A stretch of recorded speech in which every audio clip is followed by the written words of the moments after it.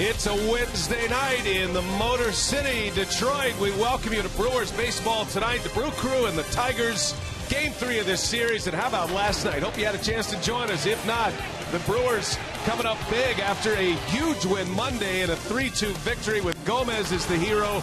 The Brewers go back to back to back.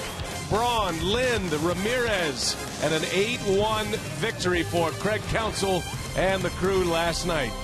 Hi, everybody. We welcome you from Comerica Park alongside Bill Schroeder. I'm Brian Anderson. We'll hear from Sophia Minard in just a moment. So the Brewers come into Detroit, a team that has won 4 consecutive division titles, Rock, and they have won the first 2 games of the series. They set themselves up with a chance for their first sweep of the season, and they're doing it the old-fashioned Bill Schroeder way. They're going with the long ball. Yeah, but they're not striking out like Bill Schroeder. But when they hit home runs, they typically win ball games, or they put themselves in position to win ball games. Since April 28th, the Brewers have hit more home runs than any team in the National League. Only Houston Astros in the American League have hit more in that stretch. In that stretch, they've won 11 games. The Brewers have 3 wins on this road trip, and they've hit all 8 of their home runs in the wins. No coincidence. When they hit home runs, they put themselves in position to win. Ryan Braun with 3 on this trip. Ramos Ramirez starting to get the home run stroke down. Things are starting to look good offensively for this ball club. Now, Braun hit 2 homers in New York last Friday. Hit another one last night, a 3-run home run. So the Brewers are getting the long ball. They're playing pretty good defensively as well, and they're pitching well. And for more on that story, we check in with Sophia Minard. Sophia. Thanks, B.A. Yeah, the power has been great for the Brewers, but the pitching has been just as dominant. The Tigers had scored 27 runs on 50 hits in a 3-game span coming into this series. Well, now the Tigers have dropped 3 straight, and the Brewers have been able to limit them to just 3 runs in the last 2 nights. You see impressive performances by both Mike Fiers and Jimmy Nelson to open this series. Jimmy Nelson, incredible last night, 8 innings. Just 9 hits for the Tigers this series, and again, just 3 earned runs. So the Brewers have found a way to tame this Tigers lineup. Kyle Loesch is looking to follow that for the series sweep here tonight. He's coming off of his best start of the season. 8 shutout innings, just 2 hits for him against the Mets in Citi Field. And manager Craig Counsell said for Kyle Loesch, it's all about executing his game plan and getting on a roll that he was on Saturday. For a lot of these guys, you just get on a roll, and then you have conviction in what you're doing. And Kyle's a pitch maker, you know, and he got on a roll in New York where he was making pitches, and then it snowballs where he gets the ball and he knows he's going to make a pitch. And when he's in that mode, he has the weapons to, play with hitters' bat speed, to go in and out, and he's going to be successful. The tide is turning here for the Brewers. The last time they were here at Comerica Park in 2009, they were swept, and now here tonight they are in position to go for their first series sweep of the season. So the Brewers, can they follow up the power that they showed last night? Can Kyle Loesch follow up his best start of the season here tonight at Comerica Park? We've got first pitch coming up for you next on Fox Sports Wisconsin.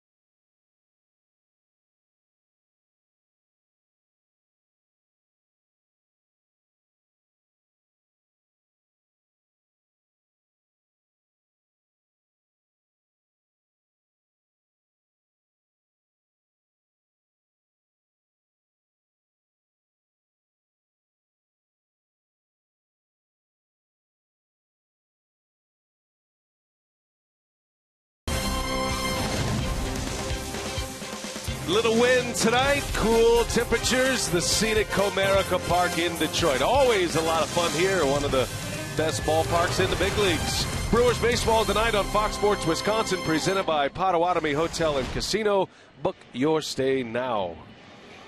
Downtown Detroit, 56 degrees is our game time temperature, and it's going to be dropping into the low 50s, maybe the high 40s before the night is over. The Brewers will wrap up this series tonight, then head to Atlanta.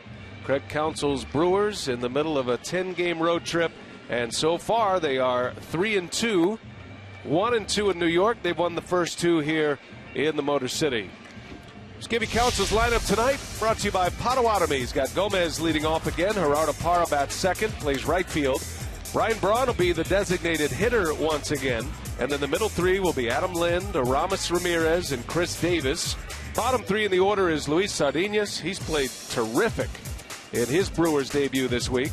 Elian Herrera gets a call at second base, and Martin Maldonado will catch and bat ninth. And on the mound, Rock, is a pitcher the Tigers acquired from the New York Yankees in his second Major League season. It is right-hander Shane Green. Yeah, he was 5-4 last year with the Yankees in 14 starts, a .378 earned run average.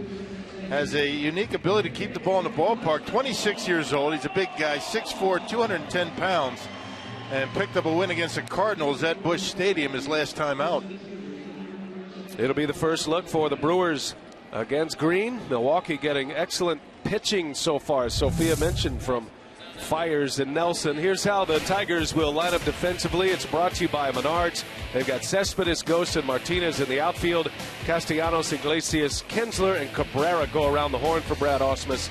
And James McCann, young prospect catcher, getting his second start of the series. First pitch of the ball game is a fastball, swung on and missed, and away we go. Great to have you with us tonight. This matchup between the Brewers and the Tigers, interleague baseball, and the Brewers will be back inside the National League tomorrow in Atlanta, starting a 4-game series. Gomez has had a great series thus far. 3 hits last night. He drove in 2 runs. Gomez hit a leadoff home run against the Tigers on Monday night and drove into Monday as well, including what proved to be the game winner with a 7th inning RBI on Monday. Had 5 hits, 4 RBIs for the Brewers leadoff hitter. Starting to find his groove now. He's healthy. He's been able to stay in the lineup every day.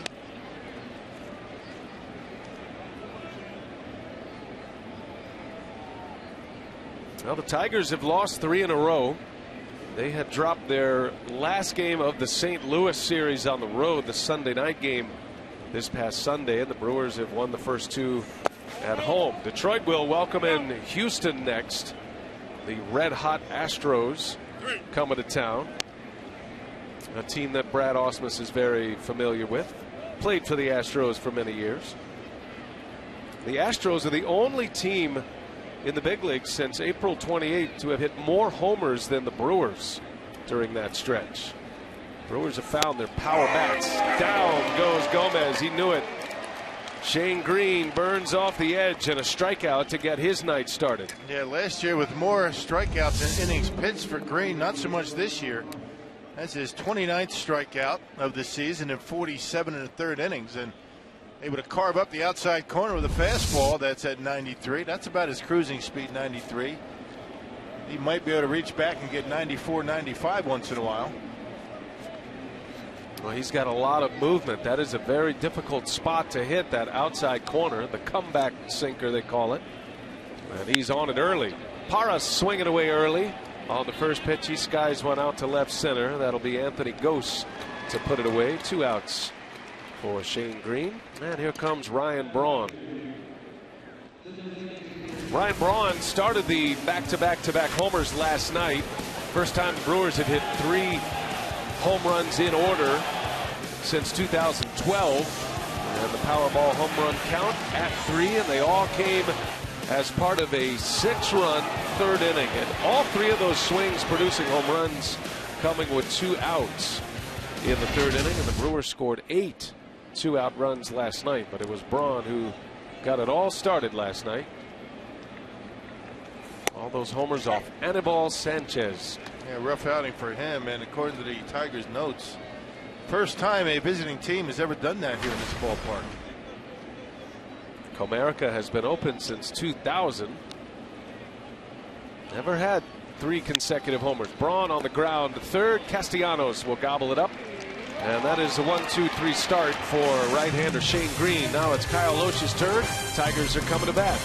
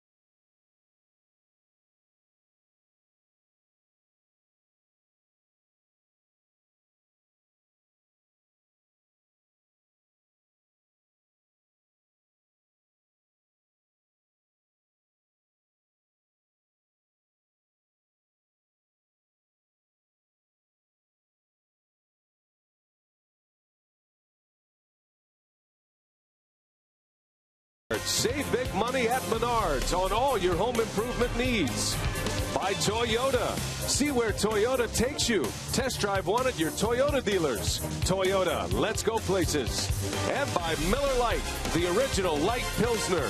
Cheers. It's Miller time. We are off and running in Detroit, home of the Tigers, and second-year skipper Brad Ausmus. Tigers coming in at 23-17. They've actually struggled here in their home ballpark. They've got Gose, Kinsler, and Cabrera at the top. Martinez, Cespedes, and Tyler Collins in the middle of the order, with Castellanos, McCann, and Iglesias rounding it out. Detroit putting Victor Martinez on the disabled list yesterday. That's a big loss for them. They are without Alex Avila as well.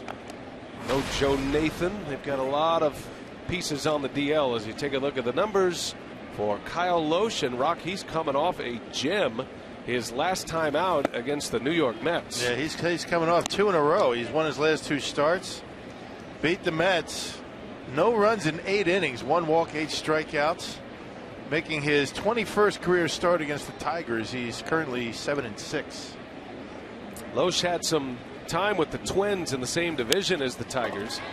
Anthony Gose in the center field, routine for Gomez for the first out. Well, let's check out the Menards Brewers defense. Davis, Gomez, and Parra got it right tonight. In the outfield, Ramirez, Sardinez, Ilian Herrera getting a start at second base. Adam Lind at first, and once again Martin Maldonado hanging the signs for Kyle Loesch tonight. 4-man umpiring crew in place. They have the crew chief, Brian Gorman, calling the balls and strikes tonight. Mark Carlson, Mike DeMuro, Trip Gibson on the bases. Great setting here downtown Detroit.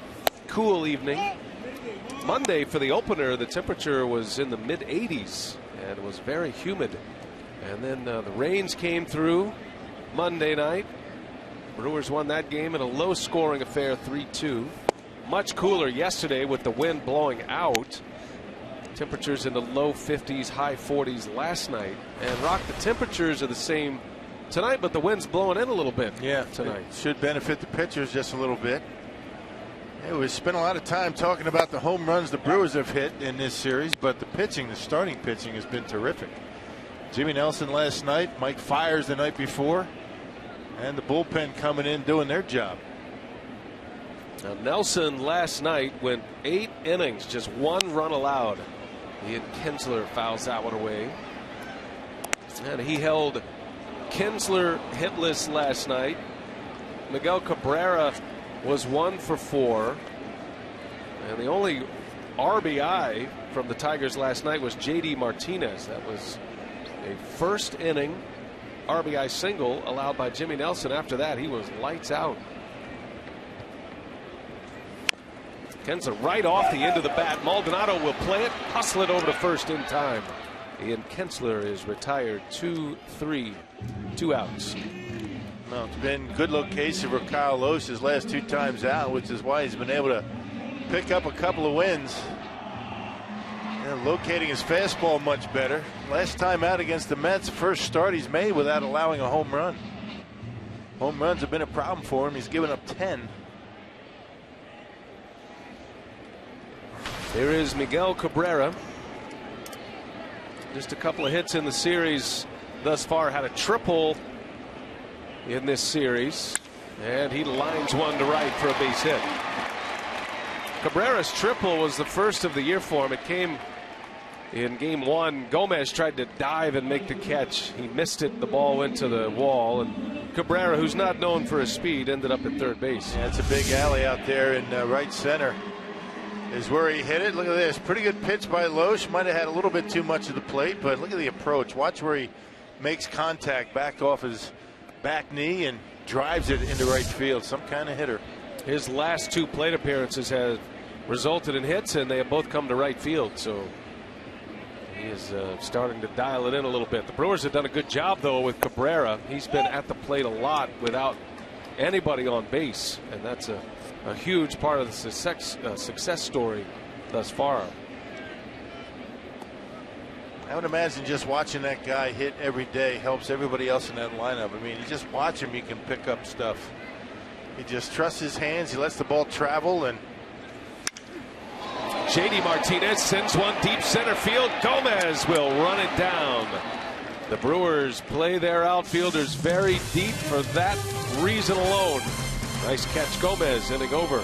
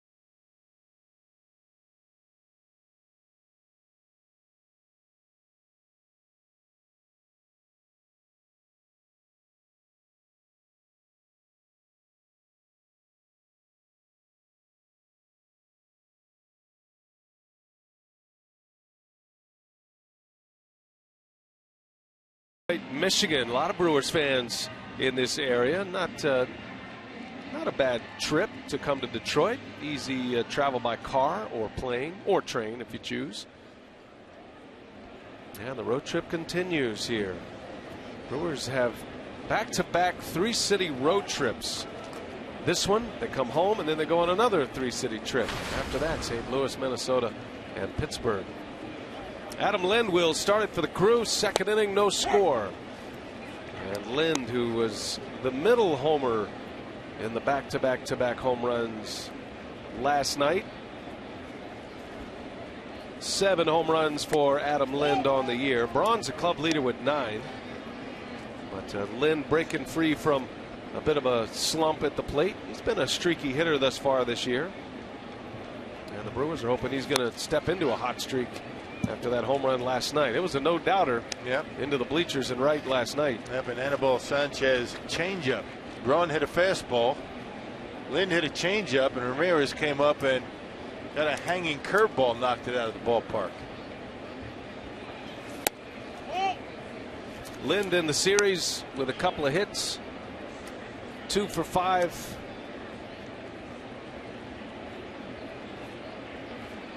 Got the day off Monday. Council's been using the designated hitter to get some players off their feet, and I thought it was a little interesting today that Ryan Braun was the DH once again. None of the Brewer sluggers necessarily like being in the lineup as the DH, but Ryan said he's good with it. It allows Davis and Parra to play in the outfield together as Lind strikes out. And that's why Craig Counsell does it, so he can keep all 4 outfielders in the game. It's the only way he can do it. Pulling from an area of strength for the Brewers, and specifically Gerardo Parra, who is swinging a red-hot bat right now. You certainly want to keep him in there. 1 gone. Here is Ramirez. Green's off to a good start. 4 up, 4 down with 2 strikeouts. He looks like he's got good stuff. That fastball, you saw the cutter right there, curveball and changeup. They'll put a little bit more break on the cutter once in a while. It'll look more like a slider.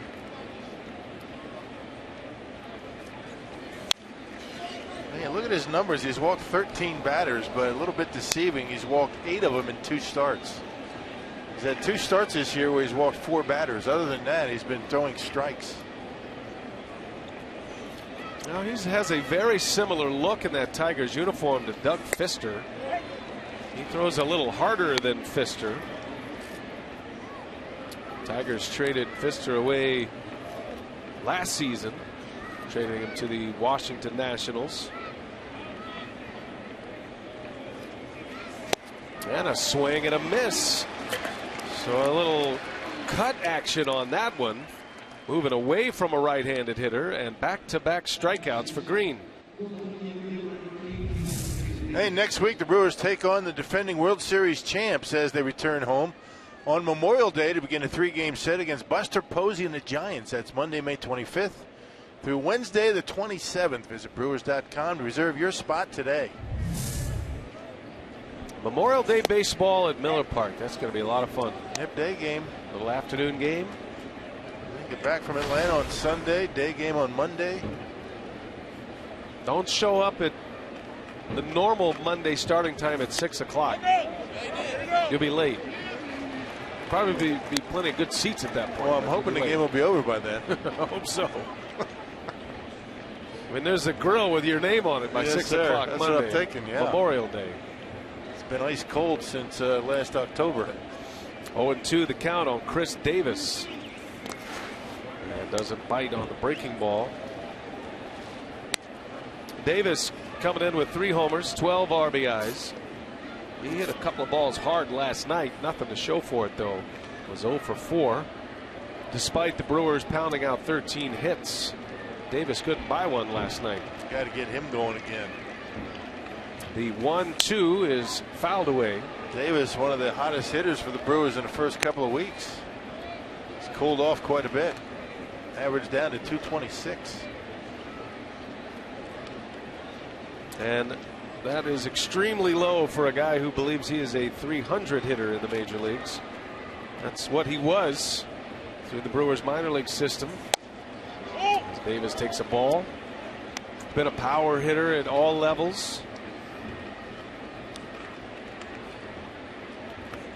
I think the Brewers would be ecstatic if Davis could hit 270, hit 20 homers, 70 plus RBIs. That'd be a good number for him. That ball's ripped. That had the sound to it, right on the barrel. And Davis with the first Brewers hit. A 2-strike, 2-out single to left. Man, and watching Chris Davis the last couple of years, I mean, he could turn around a good fastball, and Green threw him on right down the middle, not much on it. In the low 90s, and watch how quick this bat is. Not a lot of movement until that baseball is in the hitting zone. That's a quick bat. Sometimes he gets a little bit too pull conscious. Not that time. You got to pitch to pull. Those are the ones you want to pull. So that'll give Luis Sardinas a swing here in this second inning. With Davis at first, Sardinas has been a great story for the Brewers. He's in our T-Mobile game changer. So he has made 4 consecutive starts. This is the 5th tonight. He is 6 for 14. And all but 2 of those hits coming as a left-handed batter. Has a triple. Had a triple last night as a right-handed hitter. Swinging it well from both sides of the plate and playing an excellent shortstop.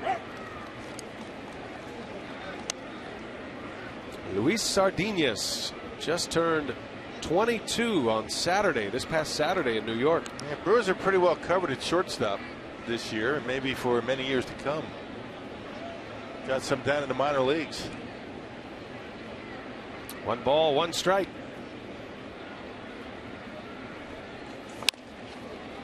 It is interesting how the Tigers have played Sardinas as a left-handed hitter, whatever the book that they have. And most of that would have to come from last year with his brief stay in the big leagues with the Rangers. But Brad Ausmus and company feeling like Sardinas is not going to pull the ball down the line. They're giving him a lot of the right field line.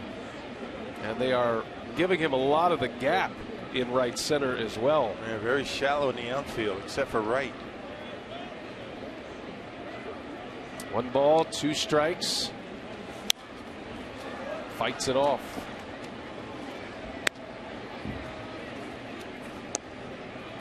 Sardinas had 2 hits last night, including that triple. His first big league triple. Now look at all that room. That's an outfield configuration you'd see with a pitcher at the plate, a left-handed batting pitcher. Yeah, hook one down that line. Good chance Davis is going to be able to score. Cavernous outfield here at Comerica. On the ground toward the middle, Kinsler backhands it, throws to first, and it is in time. Heck of a play by Ian Kinsler. And the inning is over. Shane Green with 2 scoreless.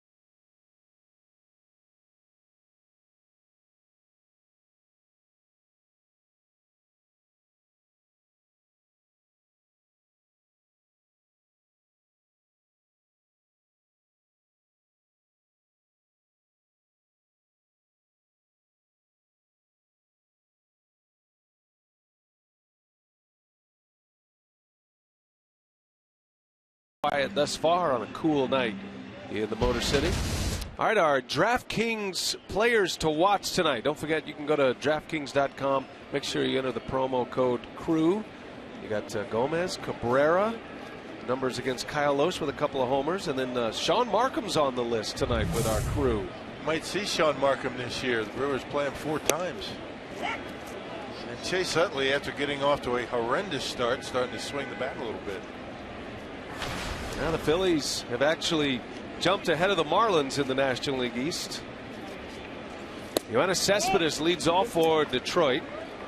Loesch giving up a 2-out single to Cabrera in the first, and a line drive out to JD Martinez to end the inning.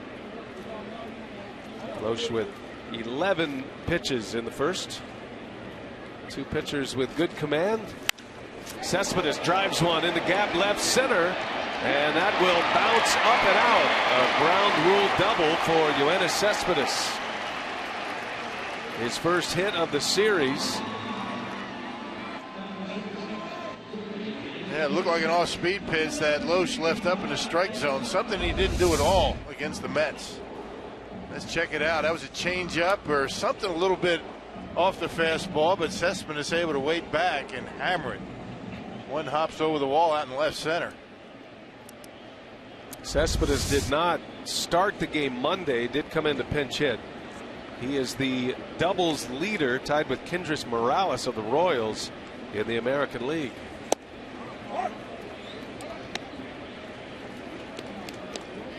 The designated hitter, Tyler Collins, just called up prior to yesterday's game, and back-to-back starts for him.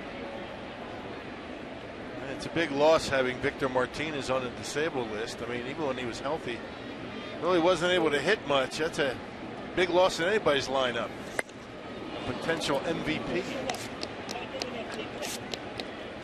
Victor Martinez finished second in the MVP voting last year to Mike Trout. And a huge bat, huge production out of the lineup. And the Tigers are also without Alex Avila, their catcher, who is also a left-handed hitter. Martinez is a switch hitter, but gives them some left-handed presence. Runner takes off. Maldonado's throw is in the left. Cespedes will score. That ball should have been caught at third base. Well, the Tigers have been running. Seems like every time they score a run in this series, a stolen base is involved. Not sure who's going to get the error, but the throw is high, but this is one that Ramirez at least has to put in a glove. And that's probably going to be an error on Martin Maldonado. No, you can't give the Tigers runs. This offense is too good. A stolen base and an error leads to the first Detroit run here in the second inning.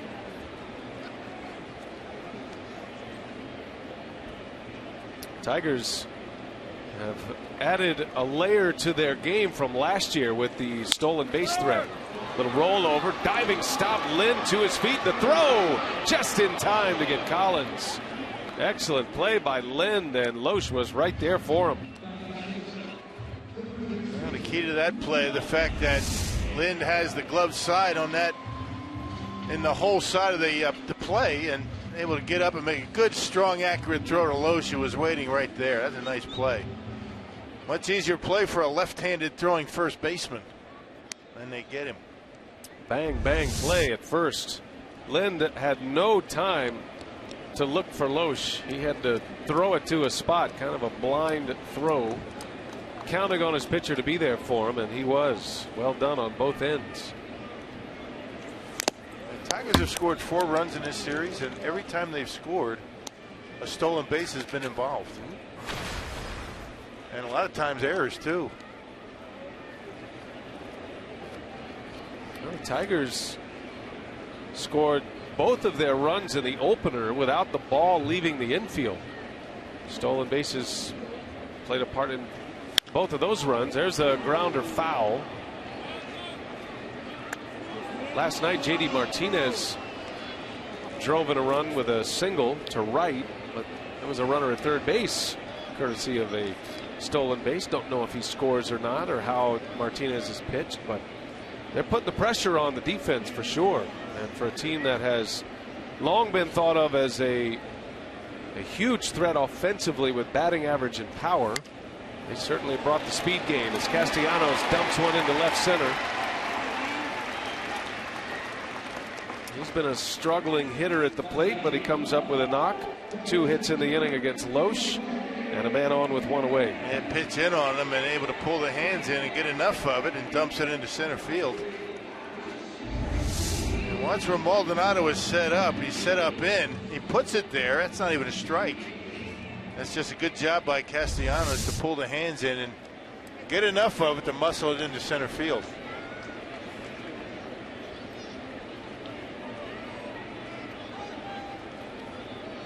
One out, man on for James McCann. And a wave and a miss and a Loesch slider down and away. With Avila on the disabled list, it is McCann, who was his backup, that has been elevated into the starter's role.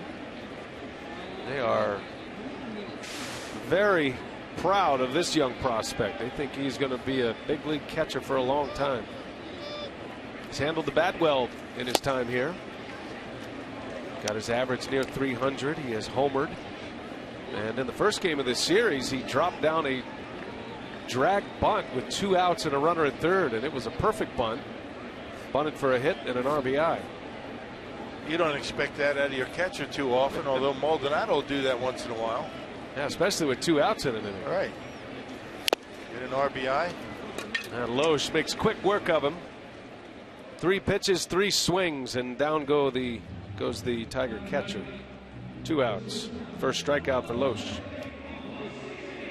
Just a reminder that tonight Fox Sports Live will get you caught up on a full night of NHL and NBA playoff action, plus highlights of tonight's MLB games. You can see Fox Sports Live tonight at 10 p.m. on Fox Sports 1, or see a simulcast right here on Fox Sports Wisconsin. Coming your way at 10 p.m. tonight.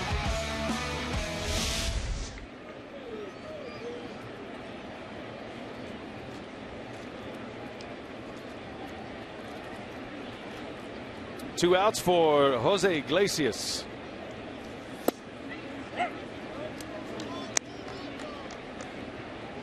Iglesias checking in 3rd in the league in batting. Starting play today, .339 average. You know who the league leader in the American League is in batting average? Prince Fielder. Yeah. Sitting .348. Next feeling good, and he's swinging the bat. Shows bunt, bunts through it for strike 2. You got Fielder, Nelson Cruz, who not only is hitting for a high average, he also leads the AL in homers and RBIs. Yeah, look out, huh? 16 home runs, 33 runs batted in for Cruz. Nelson Cruz destroyed the Tigers in the postseason last year, playing for the Baltimore Orioles. That was a 1-year deal, and he turned it into a multi-year contract with the Mariners.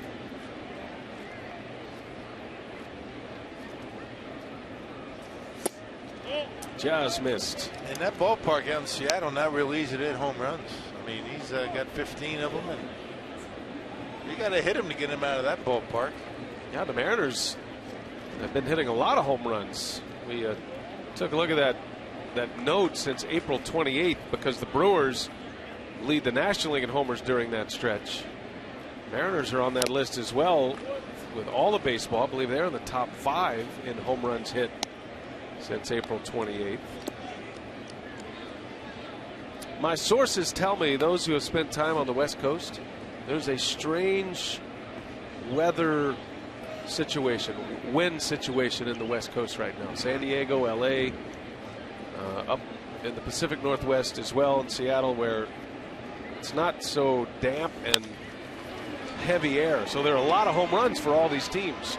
Iglesias legs one out for an infield hit. Yeah, wow, he's flying down the line. Sardinas, he's got to hurry that throw. Adam Lind, I think, believes that should have been an out, and we'll see if the Brewers want to take a look. Craig Counsell out on the warning track, and he kind of laid back a little bit. You can't lay back on a ball like that. And that's all it took. Pretty close over there at first base. Mark Carlson called him safe. Let's see. Yeah, he's out. Yeah, this is going to be a close call here. Looked like they might have got him. Good chance they might reverse this one. But I mean, Sardinia's got to charge at baseball, especially when you got a guy like Iglesias getting down the line. Looks like they might have got him by an eyelash, but we'll see. Well, they have stats for everything these days if you're interested. The Brewers are making their 9th replay challenge this season. They have gone 7-1, make it 8-1. Out is the call. That took no time in New York, and the inning is over. So Council having some success on the old replay challenge. Inning over, 2 in the books, 1-0 Tigers.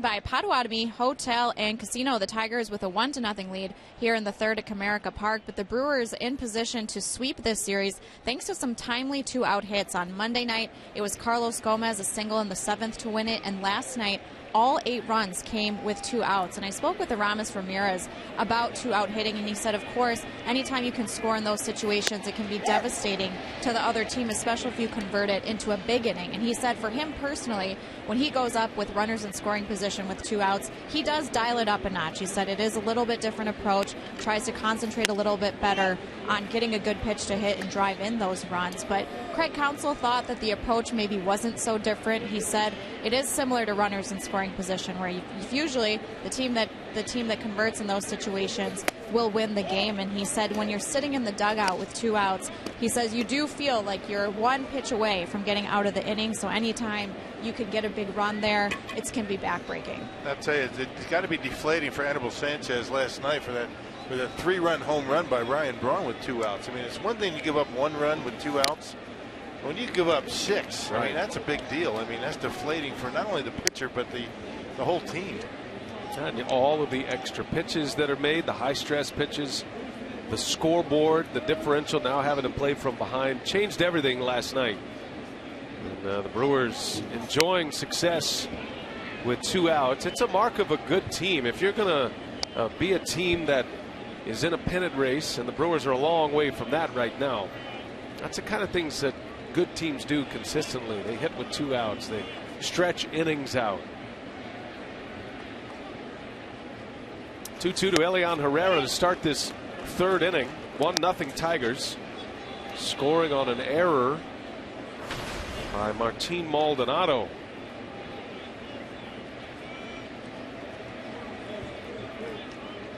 Herrera gets to start at third base, or rather second base tonight. He started at third base in the opener on Monday. Ramirez was the DH Monday. Yeah, try and get as many left-handers in the lineup as you can against this guy. He's been very good against right-handers. Stack your lineup with lefties. All the left-handers or switch hitters are in the lineup except for Centeno, backup catcher. And a soft liner right to Cabrera. Got in on his hands. Elian Herrera is retired. 1 away for Shane Green. You talk about runners in scoring position. The Brewers are pretty good in that department for the season. I mean, they've been much better lately, but coming into tonight's game, they're hitting .275 with runners in scoring position. It's just getting men in scoring position, especially early in the season, was an issue for them. One gone for Maldonado. Had a replay reviewed last inning, and that was the symbol of how a review should work. It lasted 39 seconds, and it by all means quickened the pace of the game. Otherwise, we'd still be in the bottom of the second. The initial call was safe. Sardinez playing back on this ground ball a little bit, and look how close this is. But as you'll see, it's definitely an out. Just barely, right? Can't blame the umpire for calling it safe. It's that close, but on the replay, it's pretty obvious. One of the new advancements in replay and why it is so much more efficient over the last few years is the cameras and the speeds that our cameras can pick up these replays. As Maldonado grounds out. I'm for the minute-and-a-half rule for replay. I like that. You brought that up Monday, and I think that would be a good number, a 90-second rule, because if you can't tell in 90 seconds whether it's safe or out, then it's hard to call stands, overrule it, right, and overturn it, let it stand, get it moving. I think we had a replay review the other day that lasted nearly 4 minutes. Yeah. That one lasted 39 seconds. Gomez, a little flare, and back is Cabrera. That's foul, just off the edge of his glove. And a foul ball for Carlos. But he's getting into some kitchens, isn't he? Shane Green with that lively fastball. I mean, he's not throwing all that hard, but the movement on it has been pretty good, and getting in on some hands of these Brewers hitters. Green was pitching very well in his last start against the Cardinals and had to leave the game with what they diagnosed as ulnar neuritis. He had some nerve problems in his right hand. He had tingling in his right pinky finger and ring finger, and they were extremely concerned. They took him out of the game with just 74 pitches after 5 shutout innings, and I guess the word is he did it while at the plate against the Cardinals while swinging the bat. Gomez pulls it foul. Looks to be all right now. He just didn't have any feeling or sensation, a funny sensation in those 2 fingers. And I guess you're going to have a problem with your fingers and your pitching. I guess, you know, the little finger and the ring finger are the 2 that you need the least. If it was the middle finger, the index finger, the thumb, you're in trouble. Well, they described it, the sensation, as you know, when you hit your funny bone and that feeling you get down your arm, which isn't funny at all. Well, that was there for him, and it didn't go away. So they took him out. Gomez right off the end of the bat. That's going to fall, a base hit. So a 2-out single for Gomez in back-to-back innings. The Brewers have 2-out hits.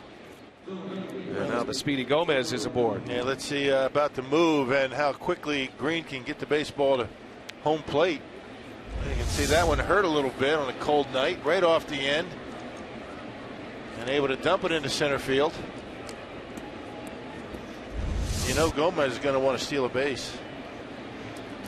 Got some bumblebees in those hands after taking one off the end of the bat. On a cold night like this, that can sting a little.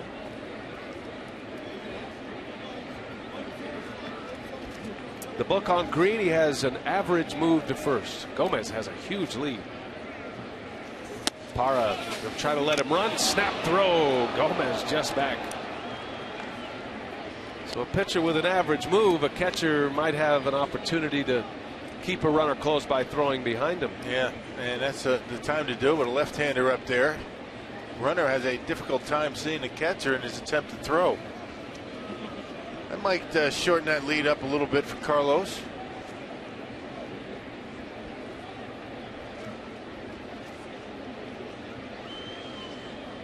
Long pause. There goes Gomez. Parra takes, throw to second is late. Gomez swipes second base. Boy, he got a great jump, had a great lead. Tip your hat to Parra for giving him a chance to steal the base. He's normally an aggressive hitter, but he was patient that time. Yep, second pitch, he takes off. Green gave him the slide step, but no contest at second base. Throws sail a little bit on McCann. Number 5 for Carlos. Segura's the club leader with 6. And now Parra with a chance to tie it up with a base hit. 2-0 the count. Missed it. 3 balls, no strikes.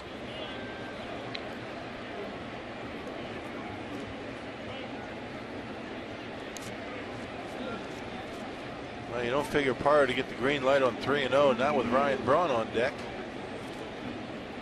But you never know. Parra's hit well with runners in scoring position this year. It's a .310 hitter. And he takes all the way on 3-0.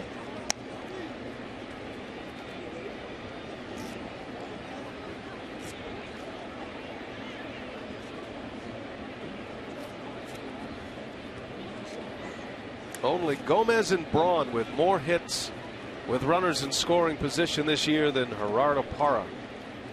That's impressive when you consider Parra not an everyday player. Although the way he swung the bat, he's basically been in there every day lately. Well, it's been pretty close. I mean, he's got a lot of games under his belt with the injuries and the fact that he's been swinging the bat well. Hard to get him out of the lineup. Parra's got a nice little run going here. 21 games. He's hitting .436. Both of his homers and all but 2 of his RBIs coming in that stretch. After a slow start in April. Full count. Gomez, big lead at second. Parra takes a call, strike 3, and the inning is over. So Parra fooled on the pitch. Down he goes. Gomez left stranded. Bottom of the 3rd coming.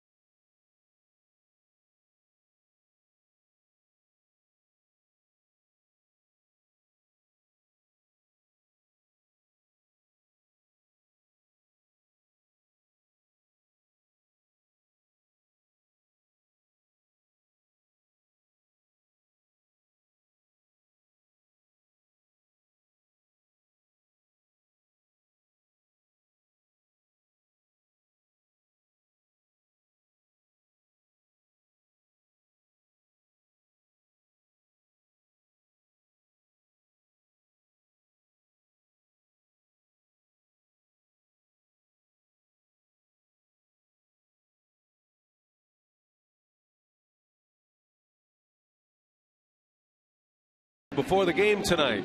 They're from Milwaukee on a little getaway here at Comerica. I would have never guessed they were from Milwaukee. Good paint job there. He works for Harley Davidson, I believe. Is that right? What he told me. I think so. Security guard. Ride his bike up here. Carsoup.com trivia. Which 2 current Brewers coaches also played for the Tigers? That's a good question. Ghost drops a bunt down. Tough play. Herrera gets it there just in time. Just bunted a little bit too hard. A good idea for Ghost, but Ilian Herrera able to make the play. The idea is you get it by the pitcher toward the second baseman, but this one bunted just a little bit too hard, and you can see Herrera able to make the play. He was playing in just a little bit with Ghost up. Loesch throwing a hanging curveball up there to try to get a first pitch strike. Ghost almost bunted his way on. Good play by Herrera. Ian Kinsler takes a strike. Been impressed with the Brewers' core of infielders that they have called on here.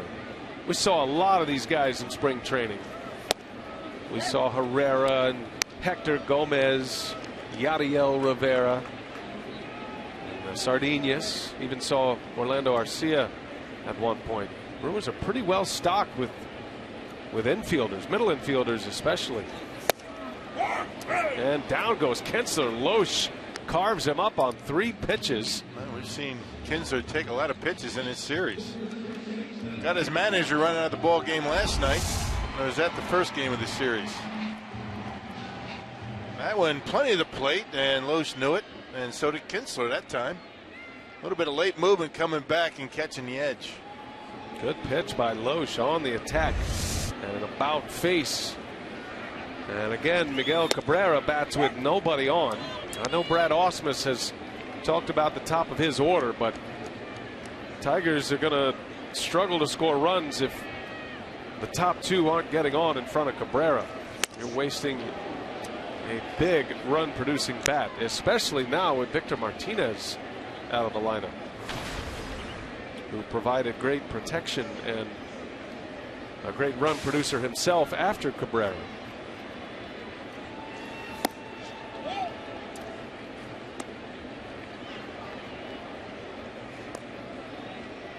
You got to put yourself in a position to pitch around this guy, no doubt, particularly late in the game. Brewers have faced him with nobody on base 5 times in the series.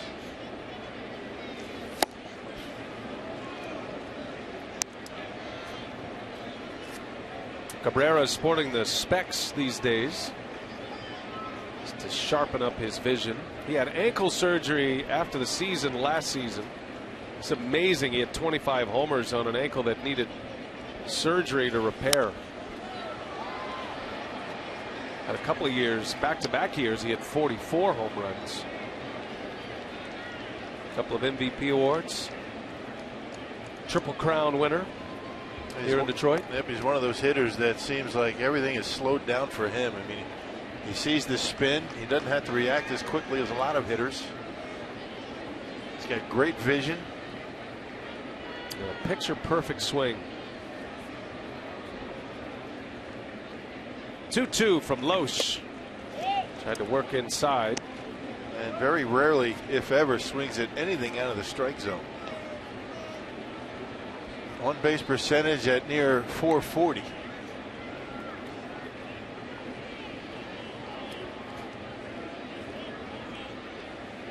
Ready for a payoff here. Loesch, up in the zone, and Cabrera missed it. Yikes. I'm sure Loesch, as soon as that left his hand, had a little bit of the uh-ohs going. That was in the Cabrera wheelhouse. Yeah, Cabrera, I think it hung a little bit too much.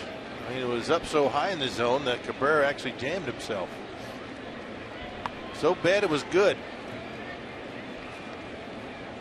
I'll do it again. Another 3-2.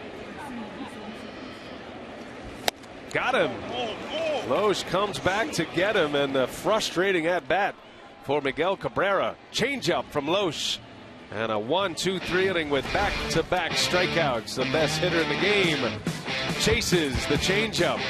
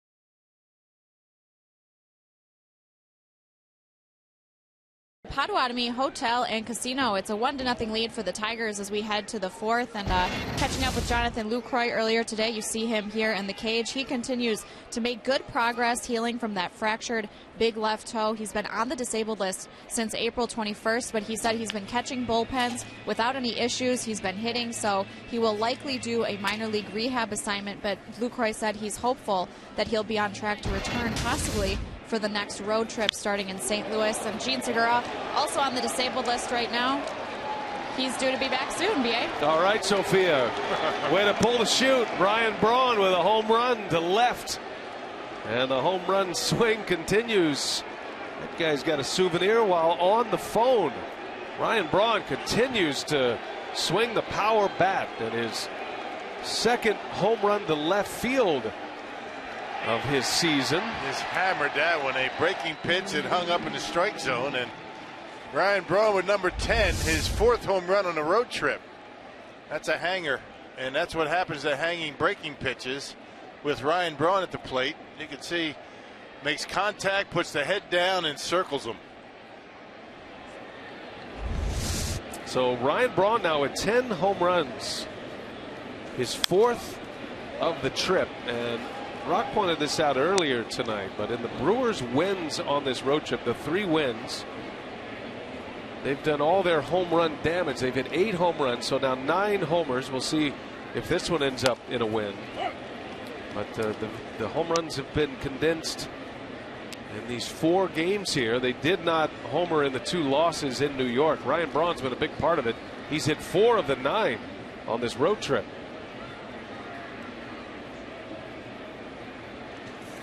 And now Adam Lind delivers one to right on the nose, but right at J.D. Martinez. And that's how Doug Melvin has built this ball club to hit home runs. They weren't hitting them early in the season. They got off to a dreadful start.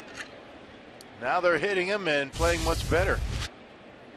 Powerball home run leaderboard is updated. Ryan Braun leads with 10. And Lind in there with 7. Ramos has hit a couple on this road trip in this series, and he has 5 now.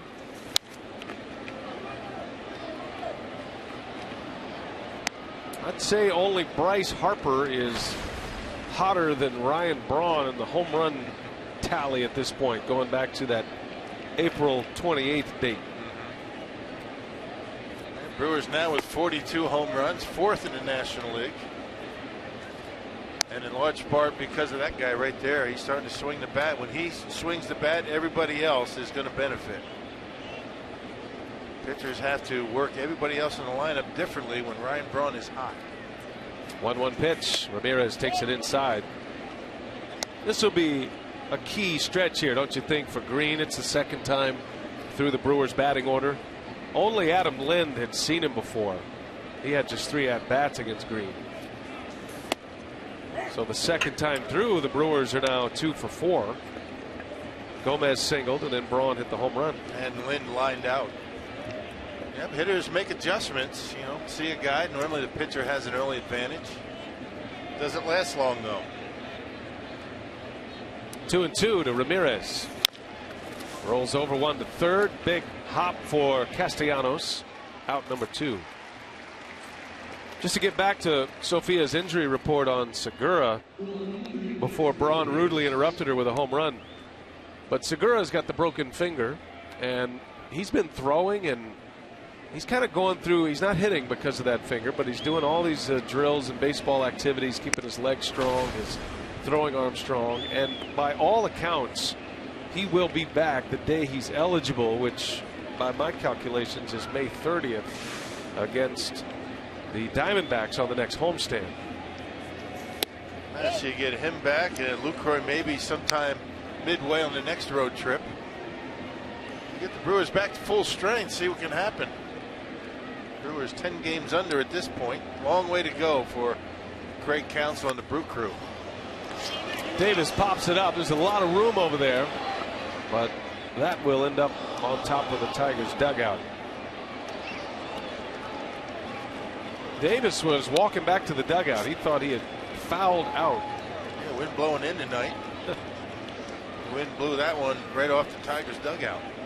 So as frustrating as it is to pop out, He's got to feel like he's got a new life, new bonus.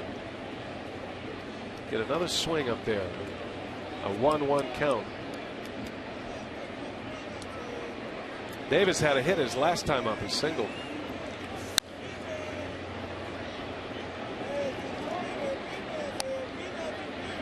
And he singled on that pitch that he just fouled off. Fastball down the middle. That was a 2-out hit. Brewers have 3 hits. 2 of them have come with 2 outs. Davis and Gomez. Ouch. Right off the ankle bone. Catchers. That's why they call it the tools of brilliance. Yeah. I don't like the tools of ignorance. It's not fair. It's brilliant to put shin guards on. Ouch. Yeah, man, right there, right on that ankle bone. There's a pad there, but that doesn't help much. Don't rub it. McCann's a big catcher with a lot of surface area to protect. He sets up high, too. He doesn't get real low. Tough for a big guy to really squat down there and give that low target. Got to be flexible. You know anybody like that? Yeah, me. Davis to center field. Not hit well. And Ghost will haul it in to end the inning. But Ryan Braun has tied it. He has found the home run stroke. 4 homers on the road trip. Braun goes deep in back-to-back games. We're all even at 1.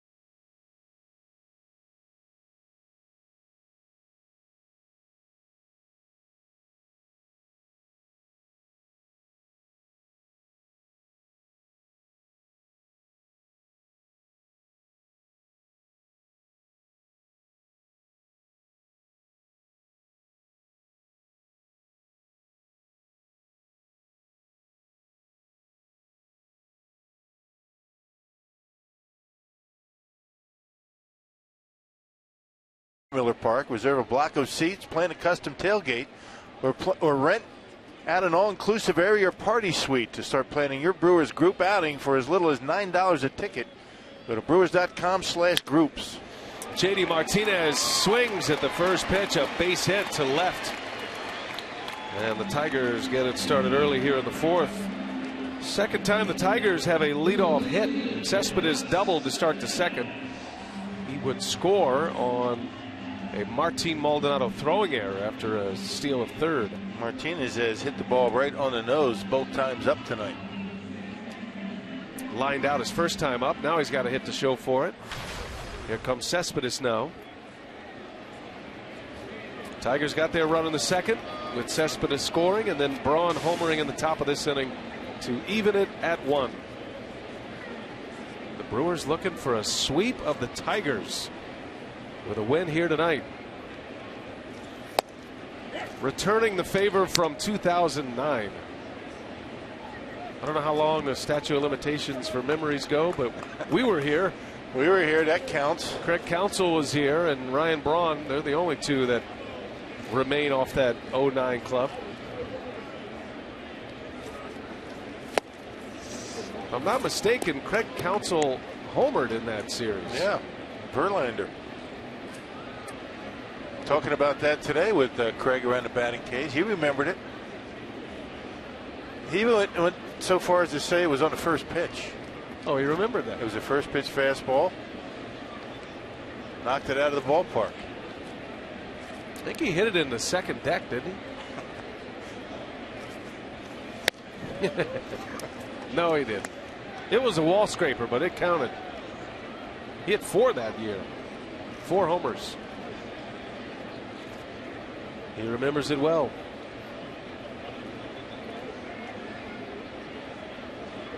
Lowe's trying to get Cespedes to hit one on the ground. Cespedes was at the plate for the final outs in game 1. He bounced into a double play to end the game. That's a bullet. Oh, off the glove of Ramirez. Might have had a chance at a double play. JD Martinez was off the bag at first. Instead, that'll go as a single. It looked like it was in there, but scooted right out. That's too bad for Loesch. That would have been a nice break on a bullet off the bat of Cespedes. And what could have been a double play ends up being a base hit right off the end of the glove and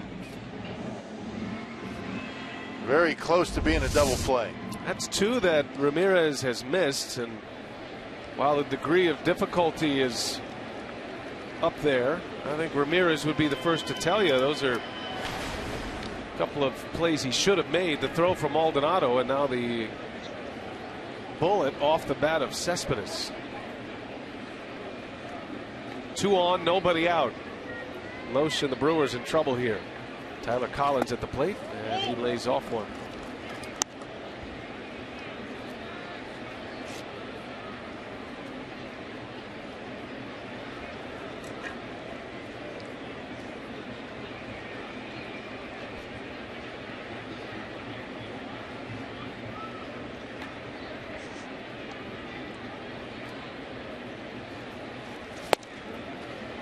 Went back to it. Off-speed pitch, had him out in front. 1 ball, 1 strike. Loesch has had a good changeup tonight. He's used it well. He struck out Cabrera on that changeup. Aggressive hitting ball club, that's always a good pitch if you can keep it down in the strike zone.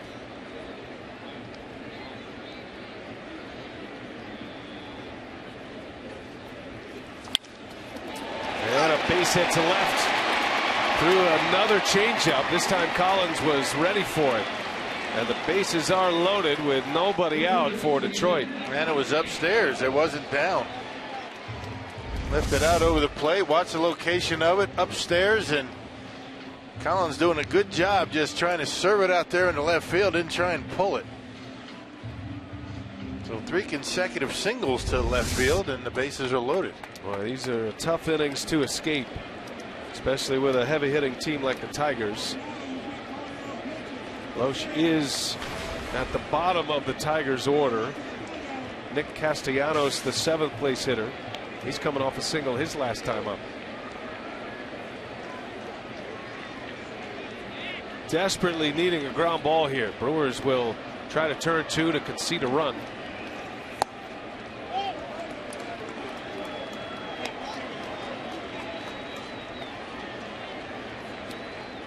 Tigers scored just 2 runs Monday, just 1 run last night. One of the best offensive teams in the big leagues. They're all loaded up with nobody out. Nick Castellanos, and a swing and a miss. He had a hack. A good cutter right on the outside corner.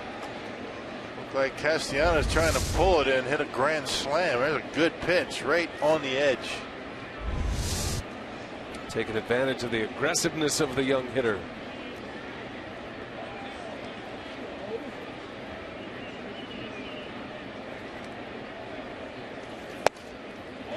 Didn't bite on that one.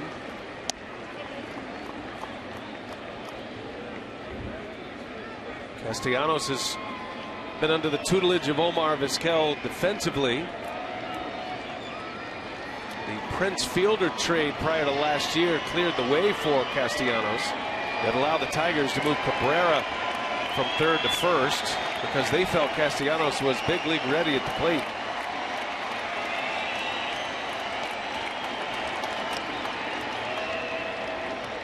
Two and one the count, and a shot foul over the head of his teammate Martinez at third. And it just took a little bit more off of that at 78 miles an hour, and Castellanos way out front. Now this is where you need that good changeup right here. Get it down in the strike zone, either get the strikeout or a ground ball. Brewers gladly exchange a run for 2 outs.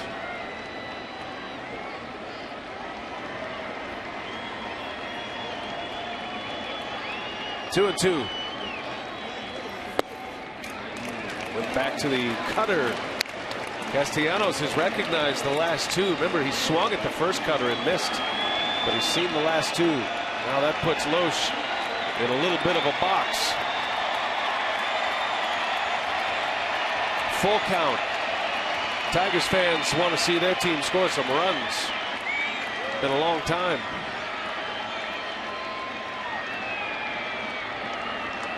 See what Loesch has in mind. 3 and 2 on the way, and a ground ball. Got a chance to turn it here. Sardinas, Herrera, and it's not in time. A run scores. Herrera was wiped out at second base by Tyler Collins. Boy, he got on him in a hurry, and I think disrupted the timing a little bit. Herrera not able to get much on the throw. Well, he's surprised that the Brewers weren't able to turn that double play. That looked like a sure double play when it left the bat. But watch how quickly Castellanos gets out of the box and on his way to first base. Check it out. I mean, Collins all over Herrera, and I think that's why they weren't able to turn the double play. Not able to get much on that throw. Castellanos showing good speed down there. That buys him an RBI. Tigers take the lead 2-1. Answer the Brewers' run in the fourth on the Ryan Braun home run. RBI number 14 for Castellanos. First and third, 1 out for James McCann.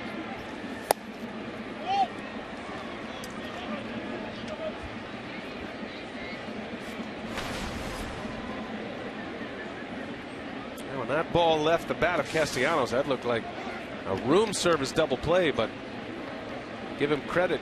He booked it down the line and beat it. Herrera has a good arm, but just wasn't able to get one loose. There's a strike. You know, it's all those little things, Rock, that pay off. You know, Collins busting it down to second to get in the way of Herrera. You don't allow him to set his feet and make a good throw. Those are the things that can open up innings. Yeah, well, Collins with the bases loaded had a little bit extra. They weren't holding him on, so he had a little bit more of a lead and was able to get down there quicker and get a piece of Herrera. Those are winning plays. There's strike two.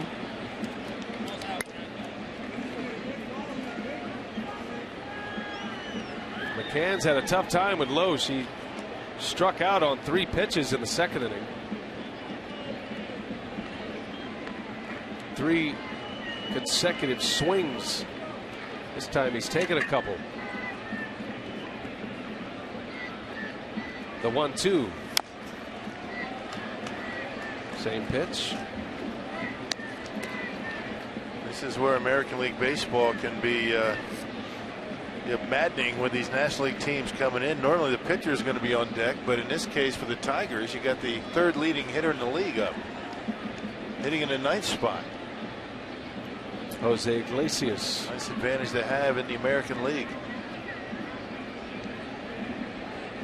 Brewers are set up to try to turn a double play to get out of this inning.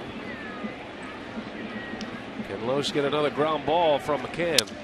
Off the end of the bat. Herrera flips it. Sardinas fires it in time. Double play. So Loesch comes out about as good as he can there. Bases loaded, nobody out. Only 1 run scores.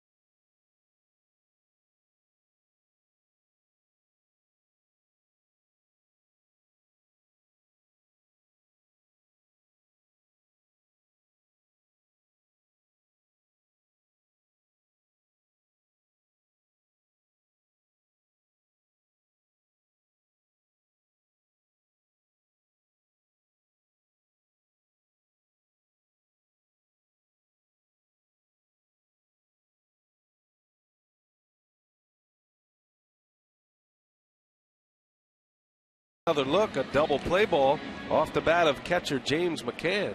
Yeah, actually with the bases loaded, you got 2 ground balls. Both of them could have been double play balls, and you can see catcher McCann swings at one off the plate. There's 2 different ways Herrera could have played that one. He could have ran the runner back going to second and then got the double play that way, but able to flip it back to Sardinha, so was able to get McCann and end that inning. That could have been a lot worse for the Brewers.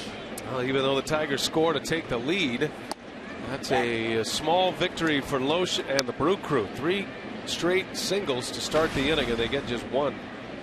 Sardinha will lead the way for the Crew, batting 7th. Got robbed of a hit by Kinsler in the 2nd inning. I thought maybe that Herrera, when he picked that ground ball up, was going to try to run toward the runner as he was going toward second base. Get him going back toward first, or even tagging him making the throw, but you know, either way they got the play done.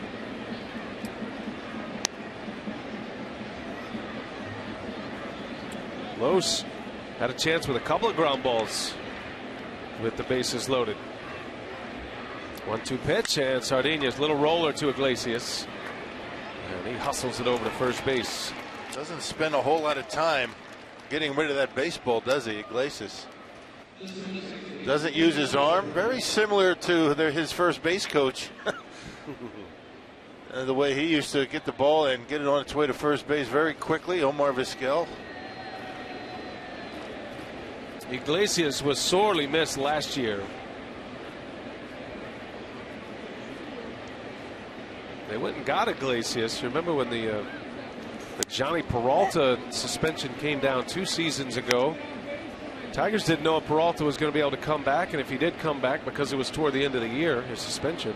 So they went out and made a deal with the Red Sox to get Iglesias. But Iglesias wasn't available for them last year. It was an unusual injury. Stress fractures in both shins. He's had problems with his shins throughout his career, and that hurt him in the postseason, not having that defensive anchor at short. It's one of the reasons this year the Tigers have had one of the better defensive clubs in the American League. 2nd fewest errors in the AL. Very solid up the middle, short, second, and center field.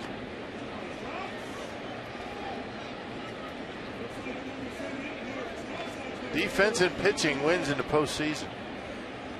That's the way it's always been.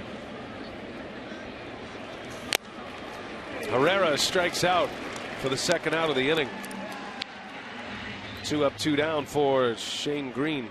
Hey, tonight's tower of the game winner, Georgie's in Berlin, Wisconsin, if they call the Brewers in the next 24 hours. They get 40 Miller Lite beer pen tickets to a 2015 Brewers home game. This offer courtesy of the Tavern League of Wisconsin and Miller Lite.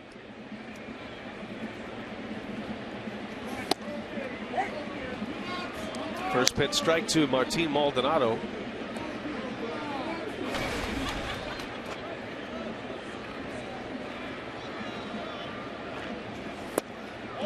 Maldonado desperate to get something going at the plate. That's a pretty good at bats yesterday. He didn't have a hit yesterday, but had a deep fly ball out to the wall in left center, and then had a line drive out. But it's been a struggle for him. Is this going to stay playable? McCann is back there and up against the screen. He makes the catch. James McCann, heck of a play. If it hits the screen, it's immediately a dead ball, and that's what Craig Counsell is asking the home plate umpire here.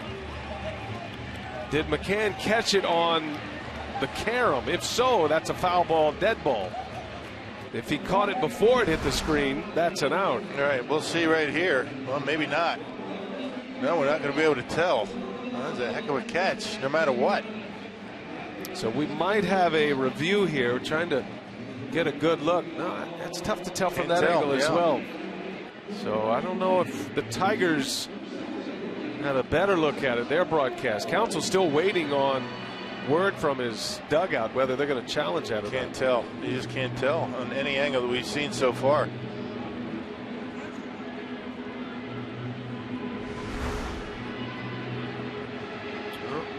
Still no word yet. I guess now he's just said. Yeah, I don't no think there's review. any angle for anybody to see it. Jaron Aaron on the phone with the clubhouse just in case, but we are being sent to commercial, so that means there will be no review. 2-1 Tigers.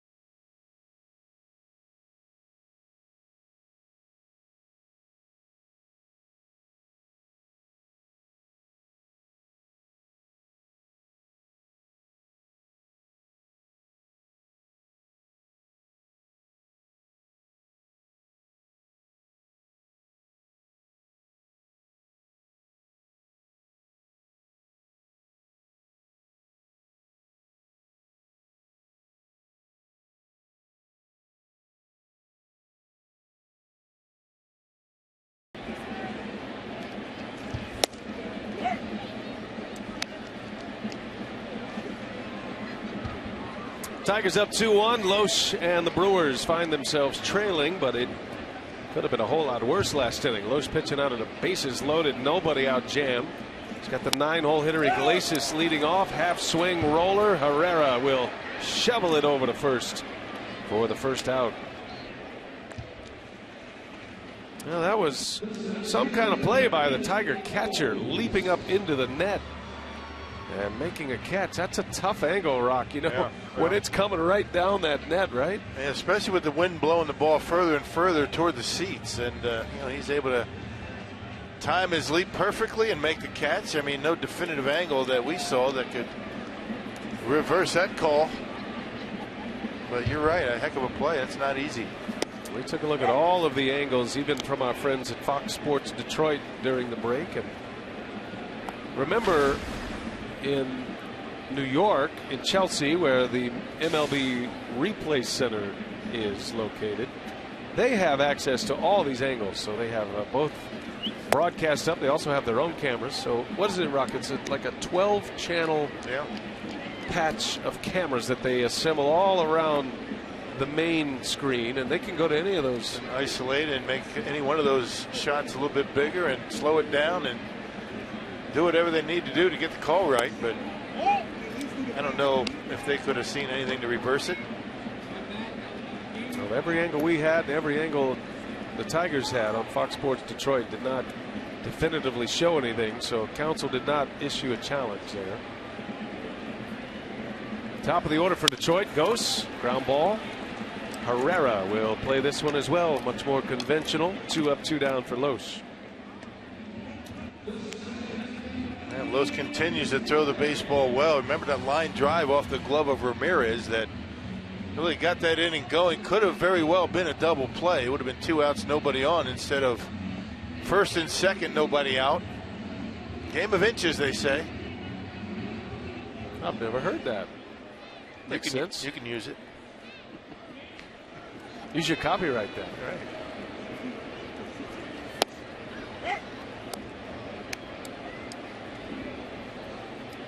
Ian Kinsler with 2 outs. He's kind of looking forward eventually to a Kinsler versus Kinsler matchup at some point in the series. We haven't had it yet. The Brewers' Brandon Kinsler against Ian Kinsler. No relation. Spelled differently. Yeah, there's a Z in the Brewers version. This Kinsler is Kinsler.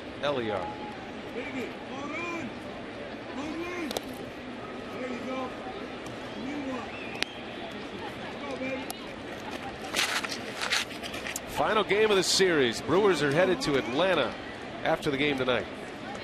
Start a 4-game series with the Braves tomorrow. Each night has a different start time in Atlanta, by the way. Keeps you on your toes on the programming side. Yeah, late afternoon game on Saturday, right? Fox Sports 1. That's right. That's a 3:10 first pitch in Milwaukee. 4:10 in Atlanta. So start times are 6:08, 6:10. I beg your pardon, 6:10, 6:35, 3:10, and 12:35 Central. Make sure you add an hour to those. Okay. For your purposes, where you'll be located.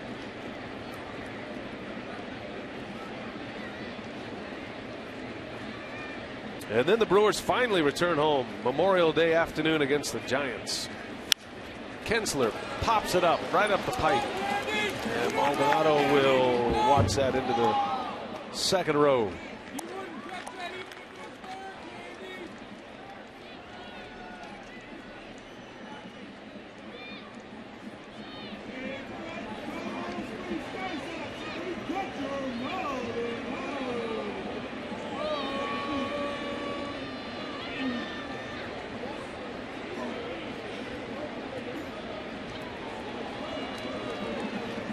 The 7th pitch of the at-bat. 2 outs, nobody on. Lowe's trying to make it a 3-up, 3-down inning with Cabrera on deck. Top of the Tigers order is 0 for 5 thus far. That's key for any lineup, but especially one that has Miguel Cabrera hitting third. Yeah, you'd like to be able to see this guy lead off. Cabrera, guy on deck. Let him lead off the next inning.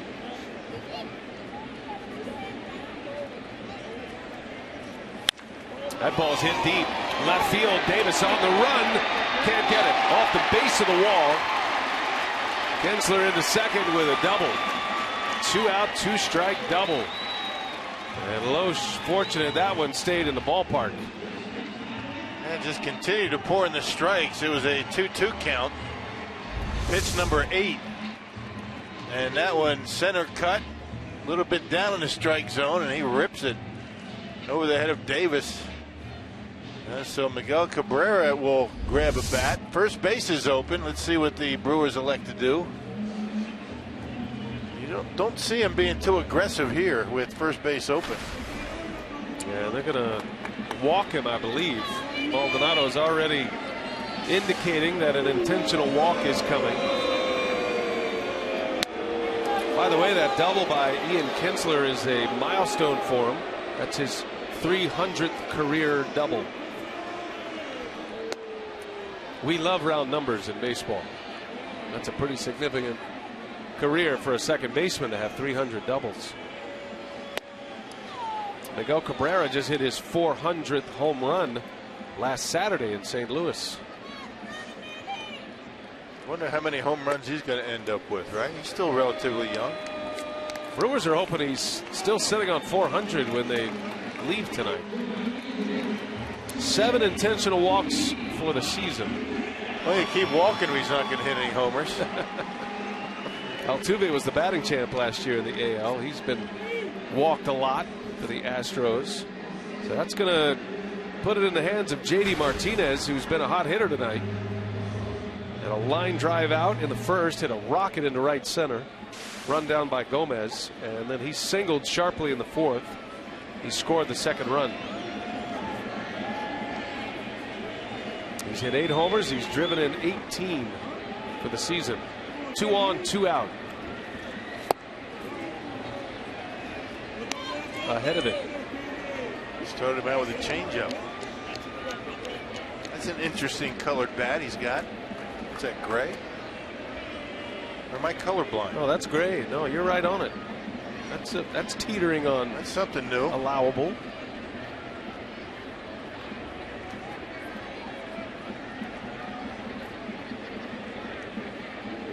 I haven't seen that kind of bat. No.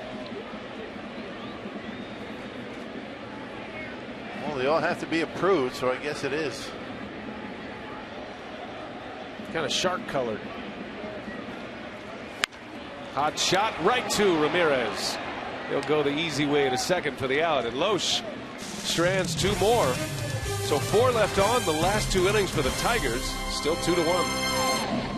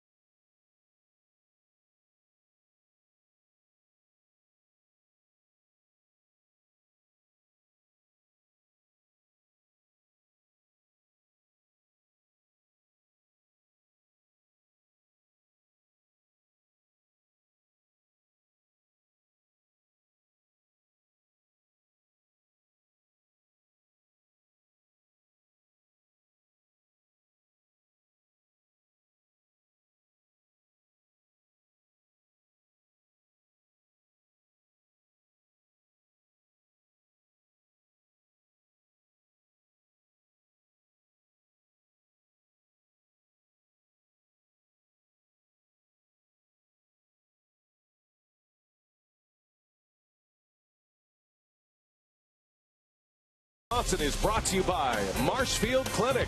Don't just live, shine. By Piggly Wiggly, the official supermarket of Fox Sports Wisconsin. And by Hupy and Abraham. 800-800-5678. Hupy and Abraham. Tell them you mean business. We are headed to the 6th in Detroit, and the Brewers looking for a sweep. They find themselves down 2-1. Tigers took the lead in the 4th. Ryan Braun had tied it with a homer in the top of the 4th, and we'll see Braun in this inning. Top of the order with Gomez, Parra, and Braun. Gomez at the plate, presented by Wendy's. Had a single and a stolen base in the 3rd. He's 1 for 2. Shane Green still at it. Brewers have a little more success second time through the order. They had a couple of hits in that homer by Braun, but Green's only given up 3 hits thus far. Has 5 strikeouts. He has not walked a batter. He has looked good tonight. Ouch! Gomez drilled. And the scream came before contact. He knew that was headed right at him. Oh, that hurt him. Yeah. Well, the other one, the one in New York, got him in the helmet. This one in the hand or the wrist area. Man, a lot of small bones down there, and you just hope he's going to be okay. Athletic trainer Dan Wright checking on Gomez.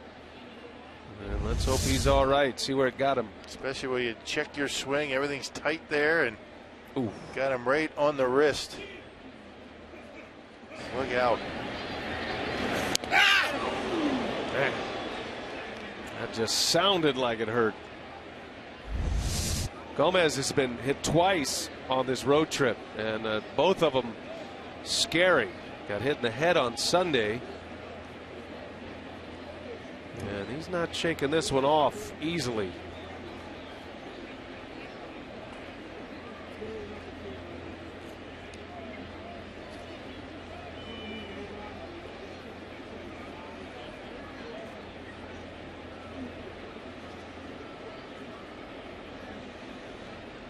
It's been a tough road trip for Gomez at the plate, and pitchers know they have to pitch him inside to be effective, because he does lean out over the plate. That's where he does most of his damage.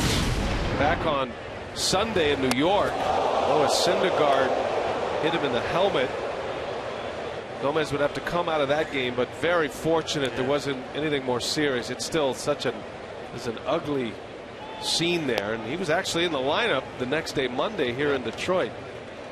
And then just a moment ago, this shot right off the wrist. And sometimes that one in the wrist could be more of a problem for you than that one that gets you in the helmet. He's going to try to stick it out here. Yeah, so many small little bones down there that you can fracture, and it doesn't look like he's feeling all that comfortable. We'll find out. I think Gomez certainly knows that Green is a pitcher that you can run on and steal bases, and he did have a steal in the third. We'll know if he's feeling it if he takes off. It is a lead man on. The tying run is aboard. Parra at the plate. Yeah, the other thing you might not do is slide head first if you got that problem with your wrist. Last thing you want to do right now is have him jam that hand into the bag, whether he's going back to first or trying to steal.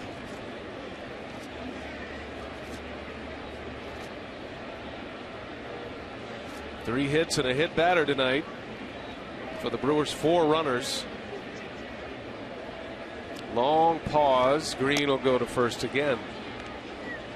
Gomez does not have as large of a lead as he had back in the third inning. He had a big lead and a great jump on his steal of second in the third. Now he's stretching it out there a little bit.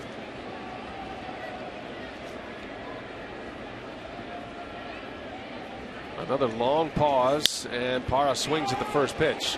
Pop up, foul territory. Cespedes can't get there. A long way to go. Well, just reaching for it right there on the first pitch, and just kind of able to dump it into no man's land. Very fortunate there. You can see him telling himself, drive that baseball that way, just don't punch at it. Took a hanging breaking ball his last time up for a called strike 3. Craig Counsell knows they're asking a lot out of Parra batting second. He's an aggressive early in the count swinger typically. But to hit second behind Gomez, because of Gomez's terrific career percentage of stealing bases, you got to give him a chance to run. Especially with a pitcher with an average move. There he goes, a pitch out. Throw to second. Gomez is out. Hard slide right into Iglesias. That was a perfect throw by McCann. And they guessed right. They pitched out. Craig Counsell wants to take a look. Let the replay guys take a look at that. It was pretty close. Textbook by McCann, and boy, that's about as close as it gets. Let's see what the Brewers elect to do. Is there enough to overturn it? Close. Yeah, that's a big call too. That's man at second, nobody out. Counsell still holding him up. I don't know. I don't know if they're going to be able to.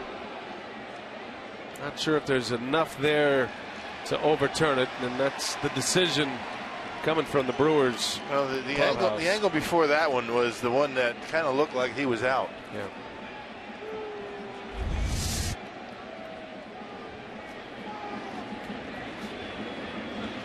We play on here. No review taken. Don't forget the new rule for managers this year in clubs. You don't just get one challenge and then if it's correct you get another one. As long as you keep getting calls overturned, if you challenge, then you keep getting challenges. So you could have challenge all night, as many challenges as you want, as long as you're getting them right. And I like that rule.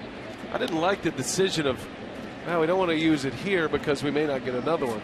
And it also, if you challenge one and get it wrong, you're out. You're done now. So it puts a little more pressure. You got to be sure.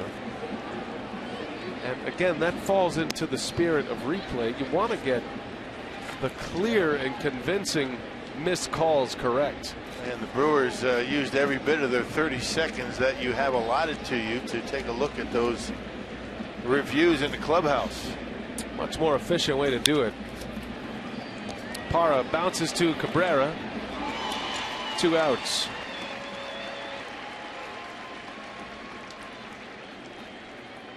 2 gone, nobody on for Ryan Braun, who is really on a tear at the plate. How good has he been since April 28th? Only Bryce Harper has more homers and RBIs than Ryan Braun. Harper has 10 homers and 27 RBIs. And everybody's talking about him as the hottest hitter in baseball. I think Braun's kind of slipped under the radar a little bit. No kidding. But 9 homers, 24 runs batted in since April 28th. And only 2 of his home runs this year, 2 of his 10 have come to left field. Hit the foul pole here last night down the right field line. That stretch since the 28th of April covers 20 games. Home run to right last night, pulled one to left field in the 4th inning. And Green attacking him with fastballs here. That's usually what happens. Trying to crowd him inside, but the problem is it's tough to get strikes in there. Well, you miss off the plate, end up walking a guy, leave it out over the plate, and he hammers one. 3 pitches, not even close. It's been a lost start pitching inside. Some can do it, most cannot. Not consistently.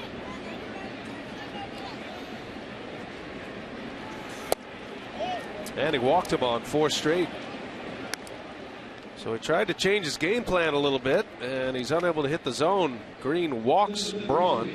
He's hit a batter in this inning. But Gomez was thrown out trying to steal, so the bases were empty for Braun. Now he's on for Adam Lind. Yeah, first walk issued by Green tonight. Pitch count at 93. Still pretty amazing you could leave a game with nerve problems in your elbow as a pitcher and be on the mound the next opportunity. It never turns out that way for pitchers. Yeah, right. That's usually a DL or at least a skip start. That floating ulnar nerve. Man. Amazing, isn't it? Scary injury, at least by name. Ulnar neuritis. Anytime you see ulnar anywhere, you're thinking that might be Tommy John surgery. But instead, he had a little stinger, and I don't even know if that's the right word. Athletic trainers probably laughing at me now. Whatever it was, it went away. Neuritis doesn't sound very good either. No. Neuritis and ulnar are both scary words. It's like keep children up at night. Children who pitch, anyway.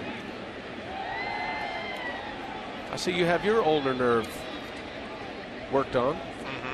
Got a big zipper on that right elbow of yours. Proud of it. Dr. Paul Jacobs, the author of that. Got me an extra 5 very marginal years in the big leagues.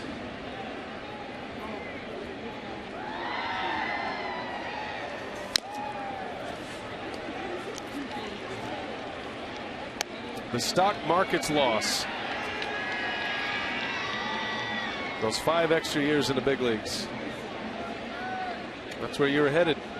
Weren't you a stockbroker? Not long. Now that's work. Not for everybody, you know. It's like golf. Yeah, no doubt.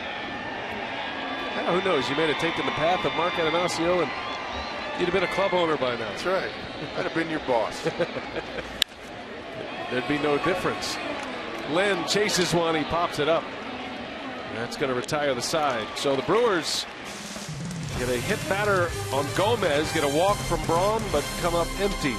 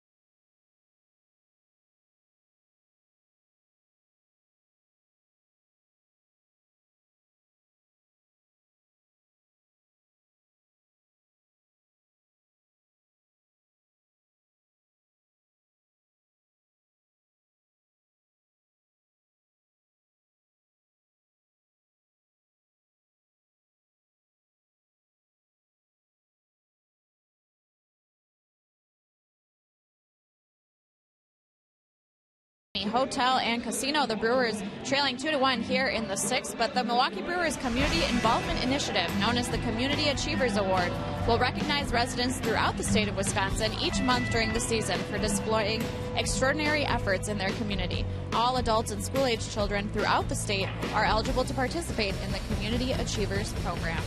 BA and Rob, back up to you. All right, Sophia, thank you. And here we go. Loesch on the mound, starting the bottom of the 6th.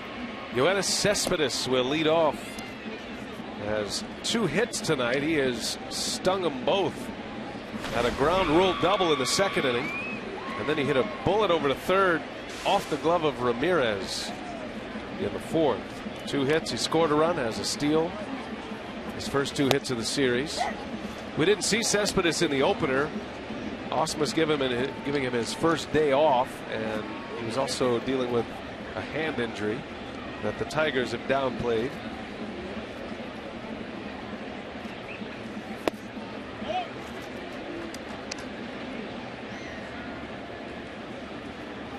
Tigers have had some traffic the last 2 innings.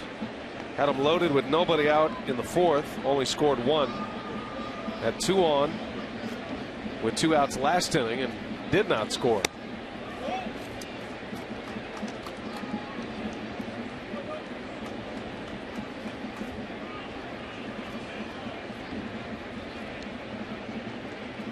Three-game losing streak for Ausmus and the Tigers. They've got the Astros coming in tomorrow. First place team. Cespedes walks. And he's been a tough hitter for Loesch tonight. Reached base all 3 times. Saturday, MLB on Fox Sports 1 continues. Brewers Braves at 2:30 Central. And then at 6 o'clock, Baseball Night in America returns to Fox. Cardinals and Royals renew their in-state rivalry. Coverage begins at 2:30 on FS1. And then Fox will take over for the night game. You're home for baseball every Saturday.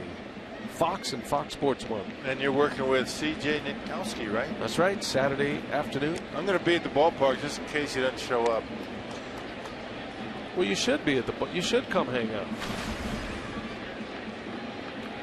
You know what you ought to do? You ought to talk to Marcus Hamill and maybe throw the gear on and pick him up in the bullpen. Yeah, I was waiting for something. I knew it was going to be interesting, whatever you're going to come up with there. I mean, warm up a few relievers while you're here. No sense wasting a professional catcher. I can think of about 50 things I'd rather do. Warming up Jonathan Broxton. Taking a few off the head. Just like old times. Yep. Tyler Collins with a runner at first. Loesch has used a steady diet of changeups with Collins at the plate. Collins got a hit off one of those changeups in the 4th inning. Yeah, what a good one, though. Out away from, up in a strike zone. As you see, Jeremy Jeffress getting loose.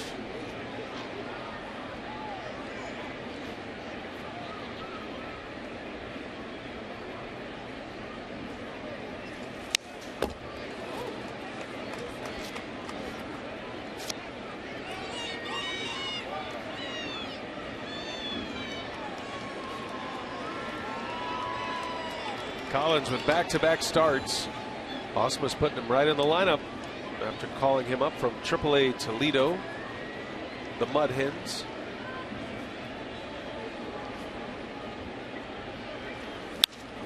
Center field. Gomez got a late break, but he's there to make the play for the out. Man, that's what you should do. When you bring a guy up from the minor leagues and he's been swinging the bat well, get him in the lineup. Why sit him on the bench? You sit him on the bench 2 or 3 days and he loses his edge. It's been a tough out. The same story for Luis Sardinas. He came to the big leagues Friday, sat that one day, but he's been in the starting lineup at shortstop ever since. Yep. 5th consecutive start for Especially Sardinas. young players, you need to do that. And the longer you sit, the more nervous you would get, I would imagine. Yeah, absolutely. One away, runner at first. Here is Castellanos. It takes a while to feel good at the plate. You know, when you first come up and you come up, and you got that good feeling down in the minor leagues. It's a completely different animal when you come up for the first time. Of course, that's not the situation with Sardinius, but once you settle in, you get back into those good habits. A lot of times you head down to the minor leagues. Cespedes goes. The throw is right on the bag. Out at second. What a peg by Maldonado. Yeah, he's been having a difficult time throwing to the bases as of late. A lot of high throws that have been sailing on him once in a while, but this one right on the money. This is the Martin Maldonado that you remember. I mean, no chance for Cespedes. He's out by 3 feet. That's as good as you can get it to second base. And look how straight that baseball is, and he just slides right into the glove. 2 outs. 0-1 the count. Castellanos takes a ball. So the best catchers in the game of all time get a throw to second base under 1.8 seconds. Like 1.6, 1.7 would be historically good. Yeah, that's unbelievably good. I mean, if you're under 2 seconds, that's very good. I mean, Maldonado is going to be a guy that's 1.9, somewhere around that. Doesn't sound like a lot, but it does when you're trying to throw a guy out. I mean, how many calls like that down on the bases are bang bang? So that's a stopwatch measurement from pop to pop, they call it. Glove to glove. From the time it hits the catcher's mitt to the time it hits the glove of the infielder retrieving it. And catchers work on that. The stopwatches are out when they train, and you're trying to improve all aspects. It's not just your throwing arm. It's footwork. It's how quick you get it in and out of your glove. All these little things that take away tenths of seconds. And you can't get it down to second base faster than Maldonado just did. It's kind of a mathematical formula for a base runner. He knows with his lead how long it takes him to get to first base. Or I should say second base. You take the time it takes a pitcher to get rid of the baseball, and you add that to, you say 2 seconds for a catcher to get it down to the glove at second. And if you feel like you can beat that time, you take off. You feel like you can run.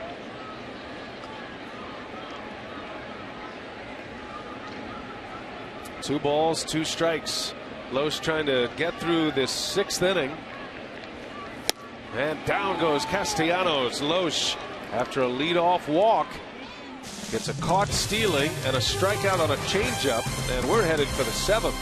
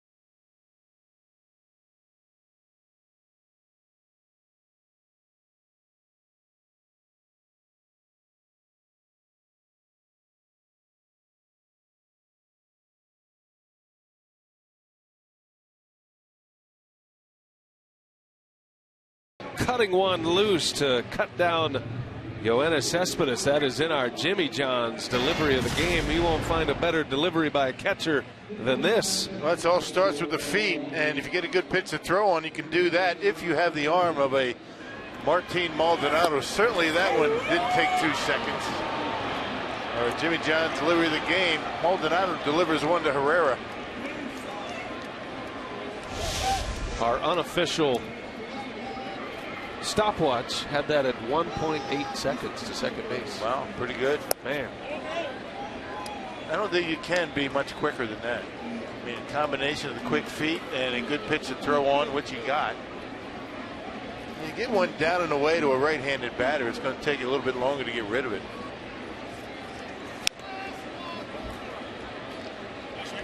My stopwatch is as official as any other scout. Right. And I got 3 cracks at it with replay with sound. Why not just say official?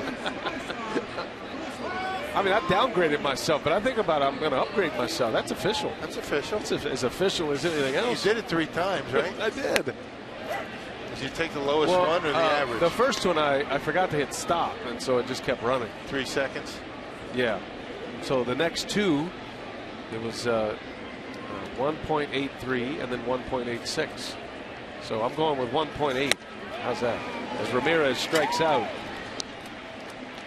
Shane Green punches out Aramis Ramirez. He has racked up 6 Ks as we play here in the 7th inning. He's got quite a performance going on the mound tonight for the Tigers. He just threw pitch number 100. He's been pretty efficient. Second, third innings were rough on him, but other than that, he's been pretty efficient throughout the night. One away. Here is Davis. Tigers scored a run in the bottom of the 2nd inning. Cespedes scored on a throwing error by Maldonado after a steal of third. On that play, he was trying to throw him out. He threw it into left. And then the Brewers tied it with a Braun homer to lead off the 4th. Detroit got the run right back to regain the lead with an RBI from Castellanos. Drove in a run on a fielder's choice. In that inning, the Tigers had the bases loaded, nobody out. Scored just 1. So this one is tight. Tigers have out hit the Brewers 7-3. Detroit has left 5. Brewers have left 3 on thus far. Very little action on the base paths tonight. 3 hits, a hit batter, and a walk given up by Green. I don't think Shane Green has thrown any pitch tonight straight. Everything's moving.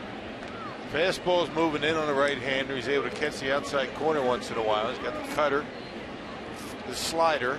He'll throw a changeup once in a while. And mixing his pitch as well. Different pitches, different locations, different speeds.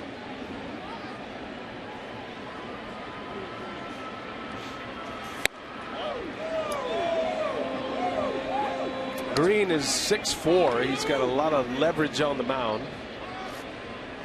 Stands tall on that mound. That's why he reminds you a little bit of Pfister. Pfister's actually 1.5 inches taller than Green, but he looks a lot like him. He's got a little more velocity, but he has that power sinker to go along with that breaking ball there, but he missed it. And Davis shows a good eye, draws the walk.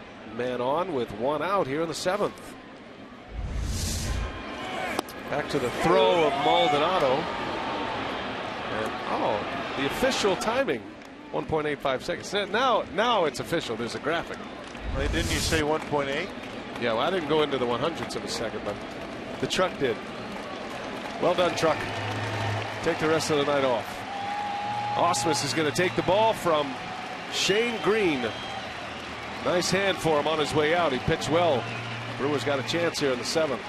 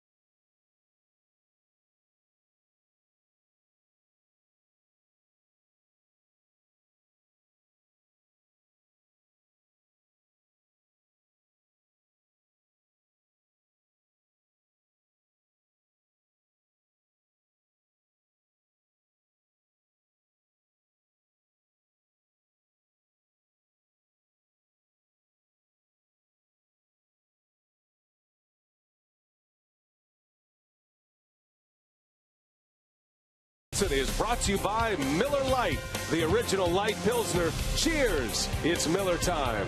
And by the Wisconsin Lottery, reminding you to please play responsibly.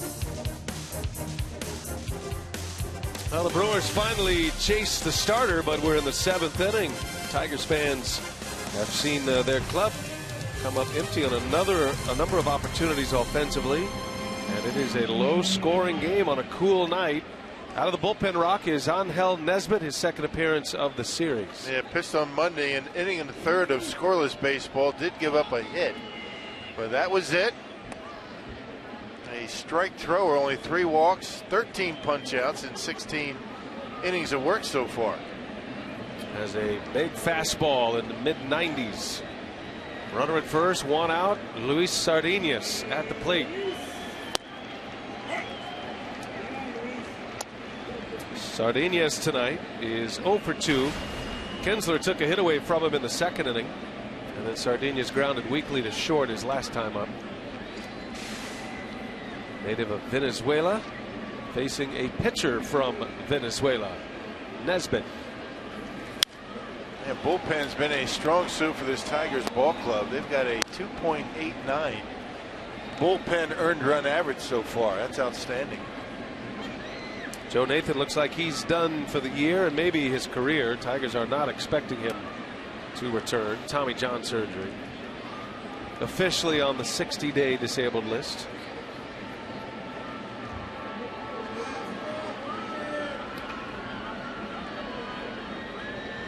Oh, 2 to Sardinas. Bouncing ball that is down the line, inside the line for a base hit. They had him in the pull position on the infield, and Sardinas just serves one over there, Wade Boggs style. And just stuck the bat out on a 0-2 pitch. Look at the smile on his face, and I can't believe that just happened. Check it out. Pitch going away from him. Nesbitt threw him a 2-seamer, and look at this. Just slaps it down there to be inside that third baseline, and the Brewers have something going with 1 out. I am a little surprised at the extreme shifting with Sardinas. He's hardly been in the big leagues.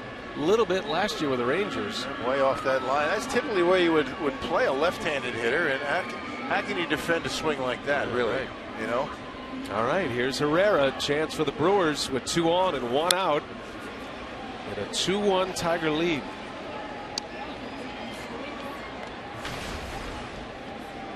Elian Herrera up in a big spot. He's hit 4 homers this year, shown unusual power, and hit 3 of those 4 in consecutive games. And a lot of room in the outfield in the gap in right center. Nesbitt misses away. Well, the Tigers had a threat going in the 4th inning, but the bottom of their order was coming up, and they managed just 1 run. Brewers are at the bottom of their order with 2 on and 1 out. Herrera, the 8th place hitter. Maldonado on deck. Herrera down the right field line. That's trouble. That is going to get down fair. Coming in to score. Sardinas. Oh, no, he'll stop at third. Davis does score. And Sardinas was held up as Herrera doubles down the right field line. The Brewers have tied it up at 2. Well, how about those guys? 7 and 8 in the batting order. Sardinas with a little poke down the line, and now Herrera right off the end of the bat. An RBI. Brewers set up nicely here to add some more. That was a breaking pitch, and Herrera just went down and got it and basically just dropped it inside that right field line. That's a beauty.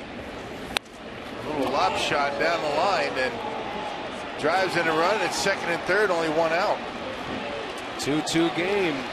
Davis scored easily. And now 2nd and 3rd, infield in for Maldonado.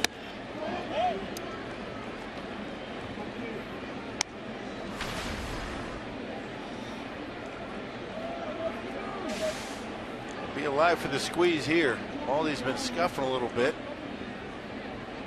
Not afraid to drop down a bunt. You have some pretty good speed on the bases.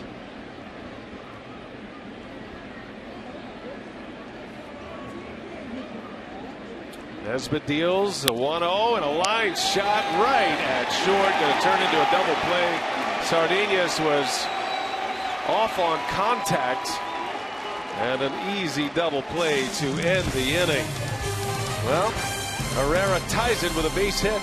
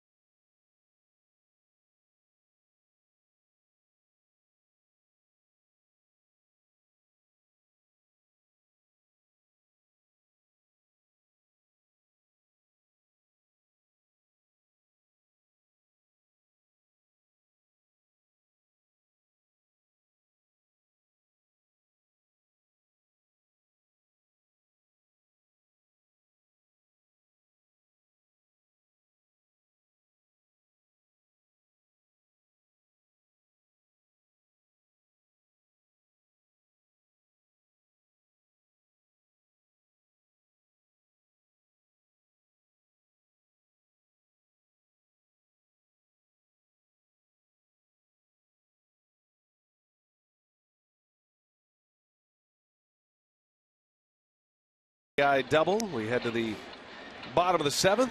Our Potawatomi Hotel and Casino scoreboard.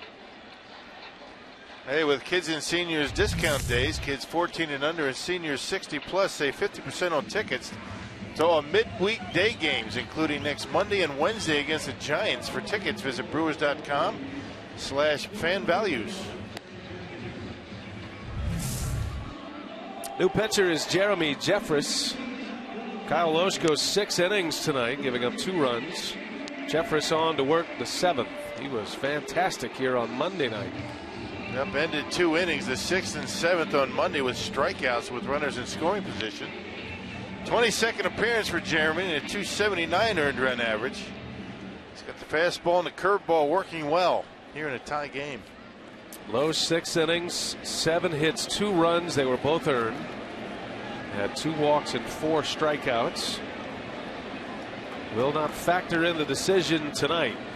Jeffress on to work. He's got James McCann leading off, the Tiger catcher.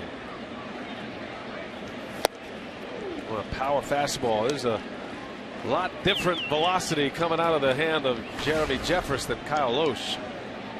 He's got the same movement, but add about 5 miles an hour onto it, 5 or 6. Jeffress in that game on Monday with the rain pouring down hit 98 miles an hour. Got out of a 6th inning jam and then worked a scoreless 7th. Just incredible movement for Jeffress with that arm angle that goes down and into a right-handed hitter and still has the big velocity, 96, 97. 0-2 the count. McCann pulls it foul. Well, that run that Herrera drives in belongs to Shane Green, so both starters exit with 2 earned runs allowed. Green gives up 2 runs on 3 hits. Neither will factor in the decision tonight. Good the Brewers got Loesch off the hook. He pitched well. Swing and a miss. Jeffress strikes him out on a breaking ball. Yep, first 3 pitches 96 to 97 miles an hour. Then he drops a curveball and look where it ends up, down near the dirt. That's just perfect pitching by Jeremy. And they get the lead batter.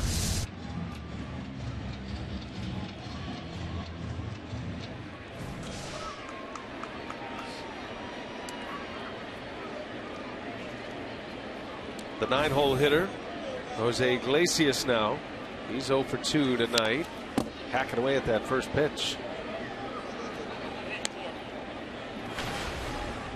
Going back to that top of the 7th and that double play. Not sure what Sardinius was thinking on that. I mean, it was almost as if he thought the ball bounced first. I mean, he took off like a shot right away. You certainly don't want to do that with 1 out. Making no excuses for him, but a young player with a new team, got a little big league time last year, but his first run in the big leagues this year. Sure, he's going on contact in that situation, and he took off and ended up as an easy double play. Iglesias had to be shocked that after he made that catch, he had all the time in the world. What looked like a great opportunity to score a bunch of runs. The Brewers get just 1. Another tough break for Maldonado. Hit it well, but right at Iglesias. Sardinius clubs it. Fires across the diamond. It's picked by Len. Great play over there by Adam. And Iglesias is retired. Oh, he can scoot down that line. Well, another example of the advantage that a left-handed throwing first baseman has. Able to make this play a little bit easier.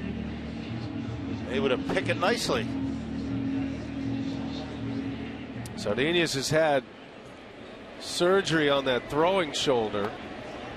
Doesn't quite have the big power arm that he did when he was coming up as a teenage prospect in the Rangers system. They're hoping, the Brewers are, that he'll get it back. That arm strength returns.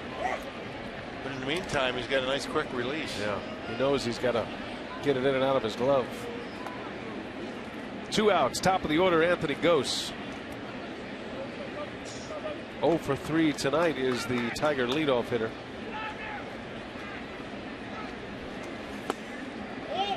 The one time Cabrera came to the plate with a man on, Kinsler had doubled in the 5th, and so the Brewers intentionally walked Cabrera. So he hasn't been in a spot with men on base very much in this series. That's an example of the effect that a guy like Cabrera has in a lineup. Already you're thinking about when he's coming up. It's true. And because of that, you're concerned about how you're going to pitch the guys in front of him. Jeffress has had the great fastball going in this series. It's 95, 97 miles an hour with sink on it. Major sink. That's not something you see together all that often. I mean, you throw hard, I mean, you're going to be pretty straight. Not with Jeffress. Potential closer material. And a fastball right by Gose. He got him on that same pitch on Monday. The power fastball. 2-2 game. We go to the 8th.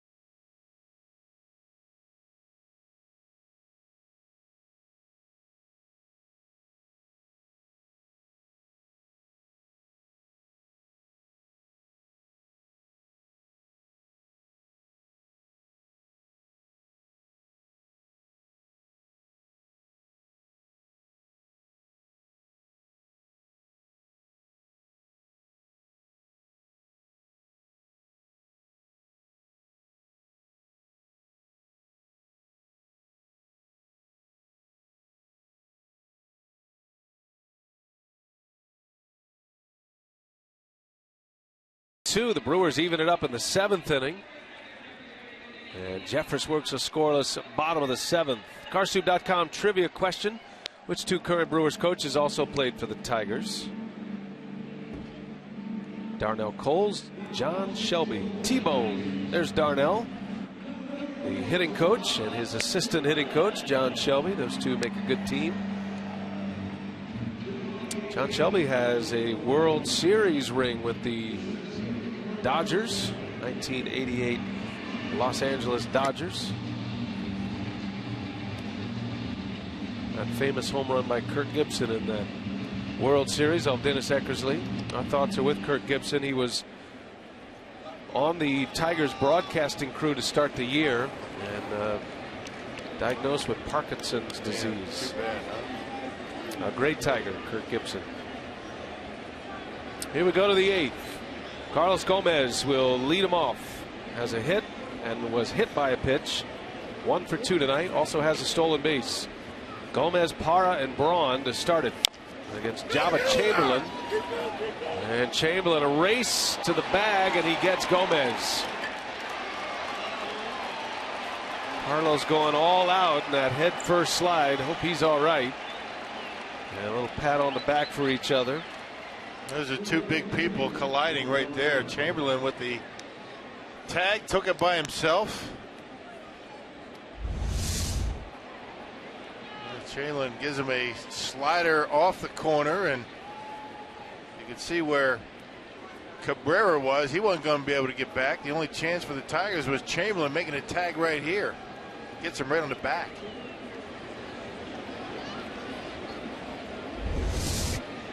Good play by Chamberlain. Sometimes when Carlos Gomez is done playing, he must feel like an NFL running back. Right. He just gets all beat up a lot of different ways. He's had a tough series physically, tough road trip. Let's hope he's all right. That could be a scary play there, the way he dives. You're trying to reach the bag, put your shoulder in a bad spot. Chamberlain gave up a run in last night's ball game. 2 outs, nobody on, and a Parra single and a Braun double put a run up on the board. He's only given up 2 runs this year. One of them last night. Tigers are not only without Joe Nathan, but Bruce Rondon as well. They're expecting Rondon back. Got closer stuff. Joakim Soria is the closer right now for the Tigers. Haven't seen him in this series. If it stays tied, we probably will. 2-2 game. Parra, left field, coming in Cespedes, and he's got it for the alley. Almost overran it. Parra hit it well, but right at the Tiger left fielder. Well positioned. 2 outs. Well, as Braun comes up, time for our Marshfield Clinic shining moment of the game. Braun ties it with a home run in the 4th, evens the score at 1 apiece. And one of the few mistakes that Green made tonight, a hanging breaking ball, and Brony knocks it out of here to left. His 4th homer of the road trip. Now 10 homers on the year. He's up there with 2 outs and nobody on.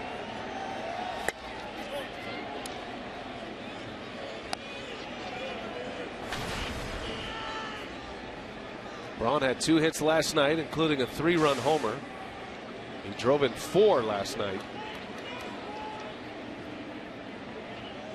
Had that double off Java Chamberlain. Can't imagine they're going to be too aggressive with him here. I mean, they're already down in the count 2-0.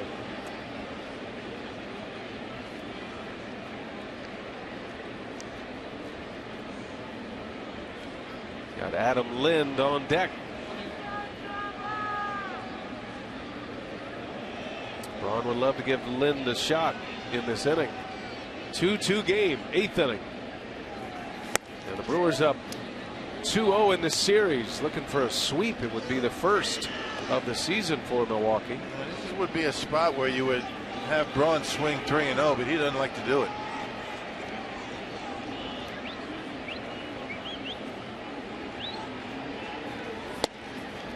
And Chamberlain pours one in.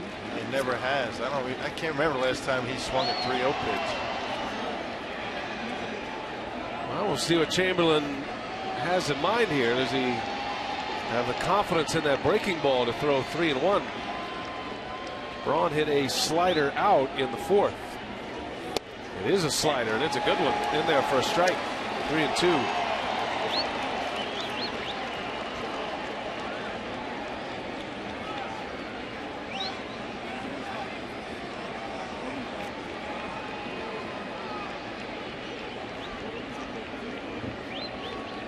The payoff outside and high, ball 4.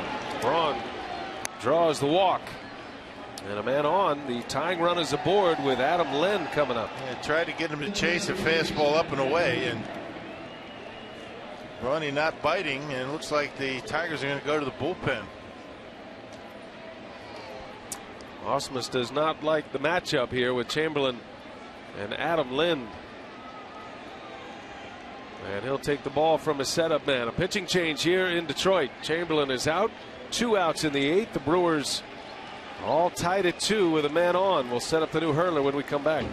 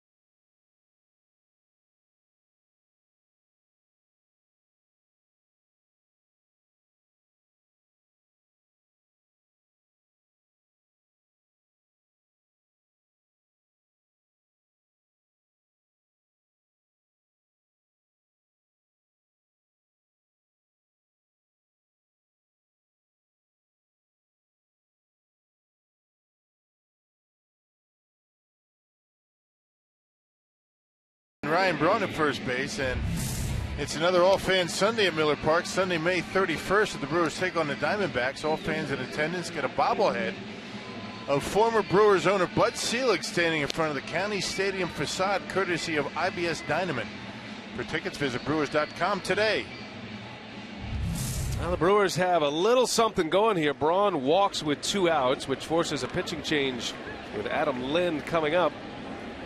And Ausmus is going to play matchup here. Lefty on lefty. Blaine Hardy is on. He hasn't given up a run in his last 11 outings, so he's been throwing the baseball pretty well. Opponents are batting 184 in that stretch, and he's been pretty good against lefties this year. Batting average against Hardy for left-handers 222. Adam Lind hitting 227 against left-handed pitchers this year. He has 5 hits. Those are his splits. All of his home runs coming against right-handed pitchers. The fact that Lind is getting at-bats against lefties is a story. That did not happen as a member of the Blue Jays. It was almost an automatic pinch hit last year while playing for Toronto. The Brewers had some options on the bench. I mean, right-handers, Jason Rogers and Hector Gomez. We're going to stick with Lind here. Why not? Braun has good speed at first. 2-2 game. Lind right off the end of the bat. Fouls it away. Adam is 0 for 3, although he lined out sharply in the 4th inning.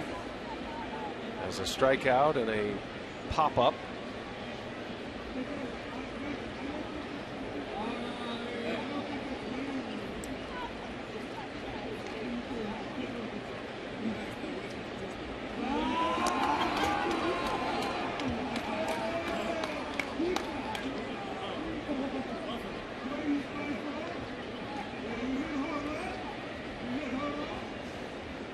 Brewers are playing with just a 4-man bench, carrying 8 relievers in this series. And Lind is down in the count 0-2. Excuse me, 3-man bench, I should say. Yeah, with the DH.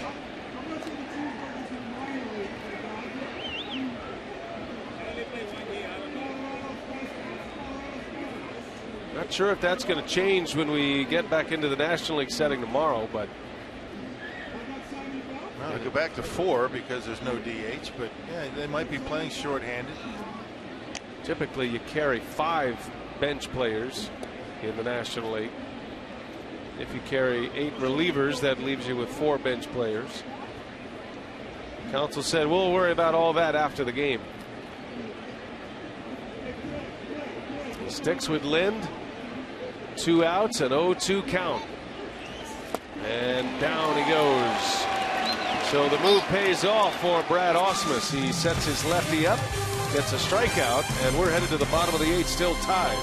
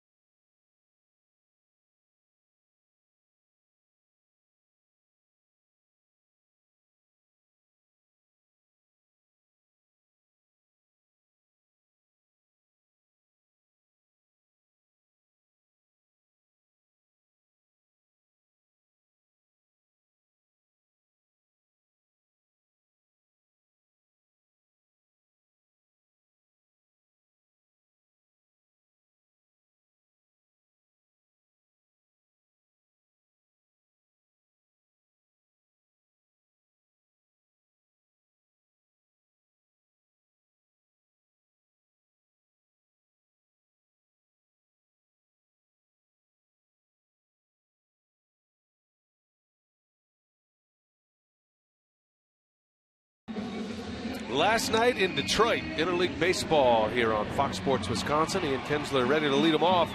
And the Brewers are going to go with Jonathan Broxton to work the 8th in a 2-2 game. Yeah, 17th appearance. He put up a scoreless 8th inning on Monday night.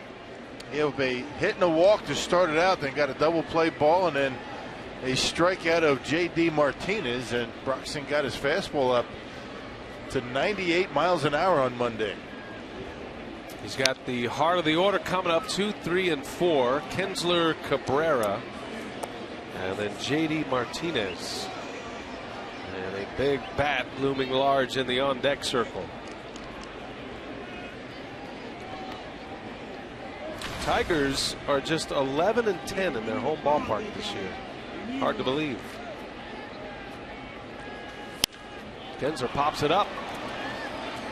Routine for Herrera. And the first out. So here comes Cabrera now with 1 away, and we check in with Sophia for more on Miggy. Craig Counsell recalling meeting Miguel Cabrera. He said as a 19-year-old in a weight room in Florida with the time with the Florida Marlins, and he says, you know, you walk into a weight room and you see this 19-year-old in the big leagues, and he said he was one of those guys that just made you stop and notice. He said you just look at him because you know it was so special for him to be in the big leagues at that age, and he said, you know, if a 19-year-old were to walk out onto the field right now, even all of these players would have all of their eyes on him. So he said, you just go back and you think, what was I doing at 19? He said, I was a sophomore at Notre Dame. Here was Miguel Cabrera with all that special talent already in the big leagues. Yeah, and put that in context, and then you think about Robin Yount at 18 in the big leagues, and that's something special to be able to make it to the big leagues that quickly. Yeah, a lot of pressure. You got to be mentally tough. I mean, at that age, it's very uncommon. You see, 20-year-old, 21, 22-year-olds in the big leagues these days, but very rarely do you see a teenager. The 0-1, Cabrera fouls it back. He was late. Broxton's getting it up there, isn't he? That was 97 miles an hour. Not sure where that's come from. He hasn't been able to throw that hard all year. Something about Detroit.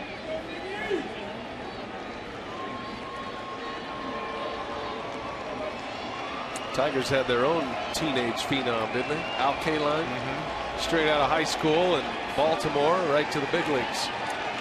He's at the ballpark quite a bit. We've seen him here. Cabrera has pushed his way into that K-line category in Tigers lore. 0-2 pitch and a ground ball right to Lynn, knocks it down. Broxton is there and out number 2. And Cabrera is retired, a big out here in the 8th inning, 2 away. He started him out with a slider, got ahead of him, and then he was stuck with a fastball and was able to get him off the end of the bat. Boy, you always feel fortunate when you get that guy out, particularly late in the game. The 6th time in this series, and this is important, that the Brewers have faced Cabrera with nobody on base. So 2 are gone. Maldonado wants a chat with Broxton with JD Martinez coming up. So far tonight, one of the bigger at-bats of the game was Martinez at the plate in the 5th with 2 on. And he rolled into a fielder's choice. Loesch got him to hit one over to third base. It was a bullet. It was a one-hopper right to Ramirez. The other big play in this game was a 4-6-3 double play turned by the Brewers in the 4th,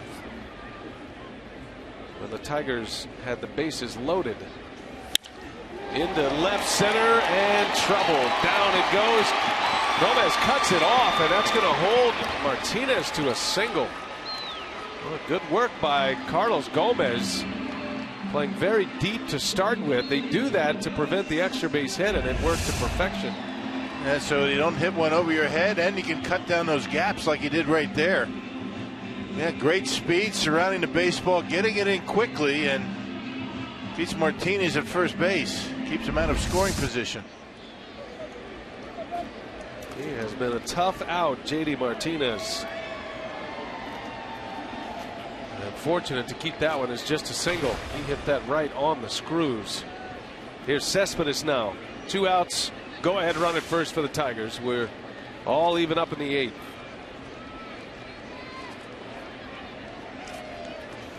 It's going to be nearly impossible for Cespedes to hit the ball over Chris Davis' head without hitting it out of the ballpark. Yeah, I wonder what the game looks like from 370 feet away. They're all 3 of them very deep. Ryan Braun basically the same spot and right, or I should say Parra. A no doubles defense.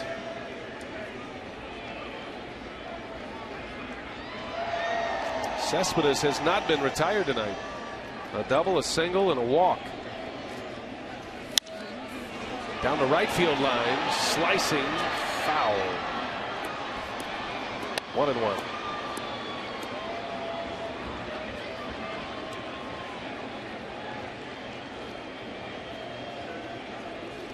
Tigers with two Cuban defectors on their team. Cespedes came with much publicity when he signed with the A's. And their shortstop, Jose Iglesias. 1 ball, 1 strike. Broxton delivers, and it's outside a ball. 96 with that fastball. Yeah, just trying to keep the baseball away from the middle part of the plate. You can see 96, 97 for Broxton, but fairly straight. That gives you an idea of the effectiveness of Jeremy Jeffress. Same velocity, but with huge movement on it. Cespedes has plenty of power. He's hit 5 this year. Took a huge cut. Fouls it back 2-2 the count. He got away with that one, didn't he? Very hittable. Cespedes over swinging and fouls it off.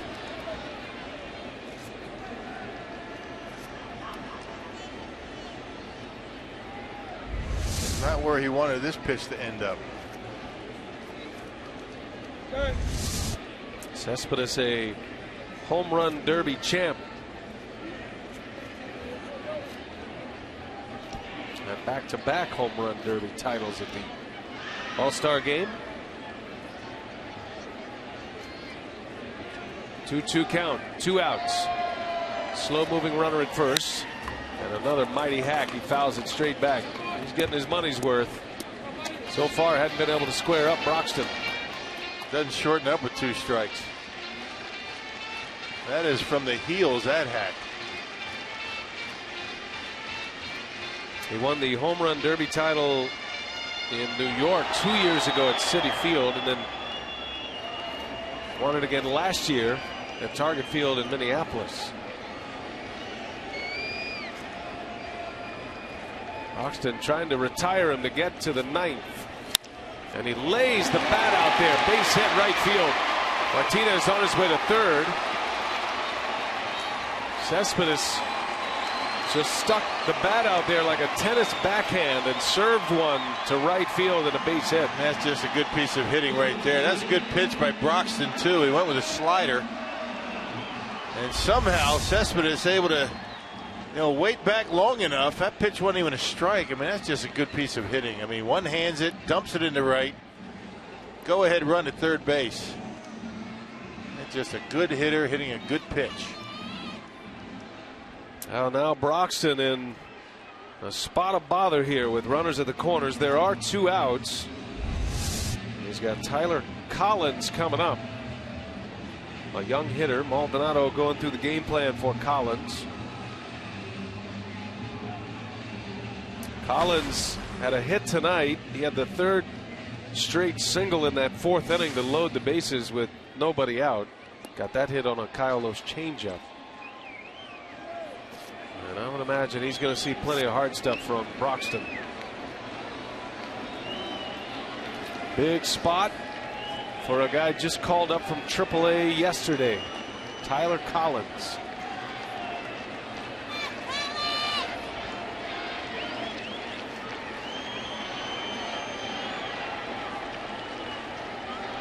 Maldonado wants to go through the signals again. Well, they want to move Adam Lind away from first base. They're not going to hold the runner. They're going to play behind him, giving Lind a little bit more room to make a play on a ground ball.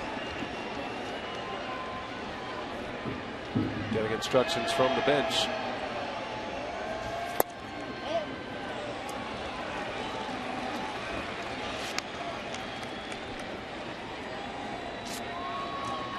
Collins has hits in his last 2 games, which are his first 2 of the season in the big leagues. He's hitting .248 in AAA Toledo. Had 9 ribbies in 32 games down there. 2-0. Got a right-handed hitter on deck.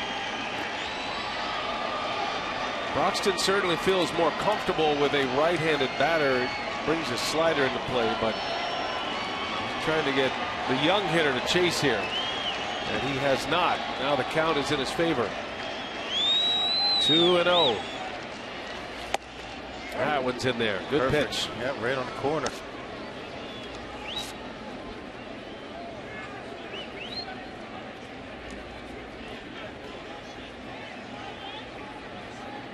Rick Kranitz, a pitching coach. He's seen good work by his pitchers tonight. Loesch, the starter. Jefferson, now Broxton. 2-1 pitch is just outside. 3 balls and a strike now.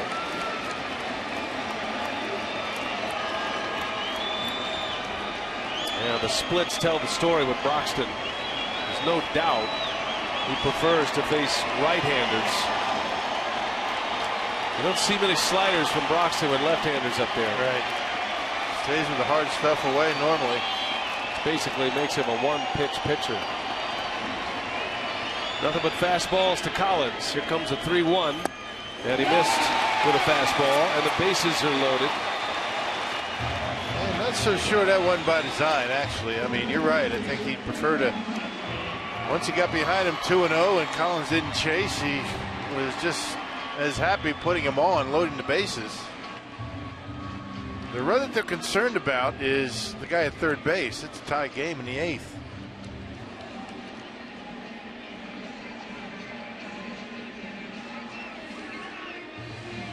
Rick Kranitz will talk it over with Broxton.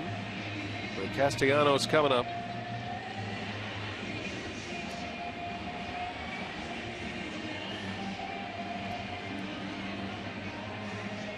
All right, the game plan is in place.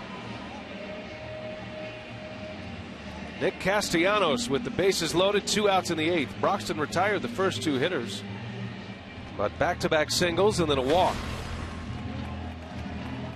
Castellanos had a single in the 2nd. He drove in a run on a fielder's choice in the 4th. Struck out in the 6th. Those 3 at-bats against Kyle Loesch. Here we go. Bases full. Nowhere to put him. Swing and a miss. He tied him up with a 96-mile-an-hour fastball. And you knew he was going to be swinging if you liked it.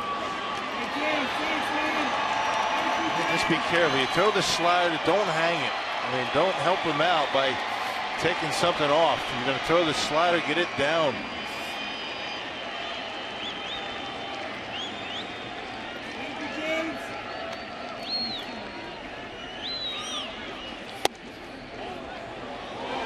He wanted to, didn't he? Brian Gorman thinking about calling that one. Had the umpire flinch. Yeah, he had an itchy trigger finger, but he held up. The crew chief, Brian Gorman. 1 ball, 1 strike, Castellanos. Go ahead, run at third, JD Martinez. And a swing and a foul. Castellanos going up the ladder a little bit. Can't catch up to it. Now it's 1-2. That one out of the zone. Well, if you're Broxton, you might want to find out how high he'll go. Broxton hadn't thrown him a strike yet. He swung at 2 pitches, both out of the zone. Closest pitch to being a strike was the one he called a ball. Home plate umpire. That's a runner that Broxton's trying to strand. From 2 outs and nobody on to the bases loaded. 2-2 game, 8th inning. Due up in the 9th, it'll be Ramirez, Chris Davis, and Sardinas. Here it comes. A breaking ball that time. Castellanos didn't bite.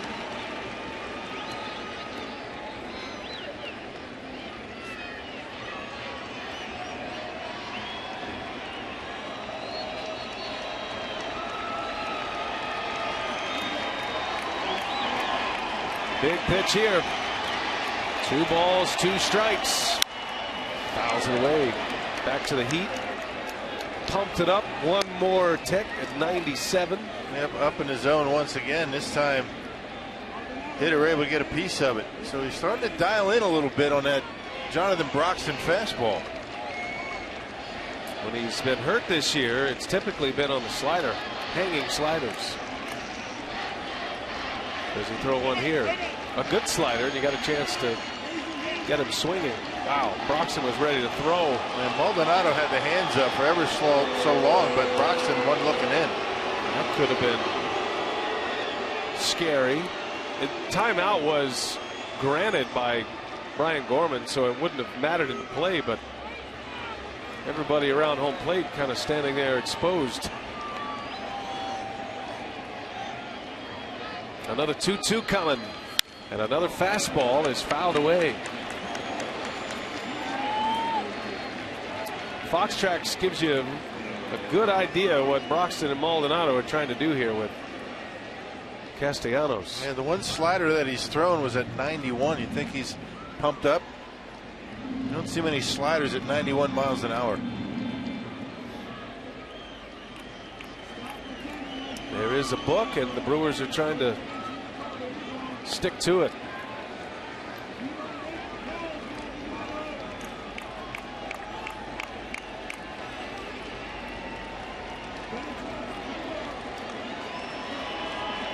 We'll do another 2-2. Tigers have the go-ahead run at third. Broxton delivers, and a line drive right field. Parr can't get it, and it gets by him. And 3 runs are going to score. Castellanos on his way to third, and the Tigers strike in a big way. 5-2 Detroit.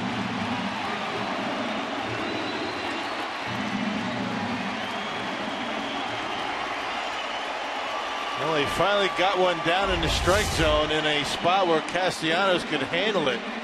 Everything else was up in the strike zone. You knew what Parr was trying to do. He's trying to make a great catch. He just kept slicing away from him. 2 runs are going to score anyway. The ball gets by him. The 3rd run scores. And Castellanos wins the long battle with Broxton. Broxton, for whatever reason, just didn't want to throw that slider down and away and get him to chase it. Left the fastball down, and he's able to bang it into right field. That's a big hit for Castellanos. He's driven in 4 tonight. Counsell will take the ball from Broxton, whose struggles continue. So out he goes. The Tigers have 3 in, all coming with 2 outs. 5-2 Detroit. We'll have a pitching change here at Comerica.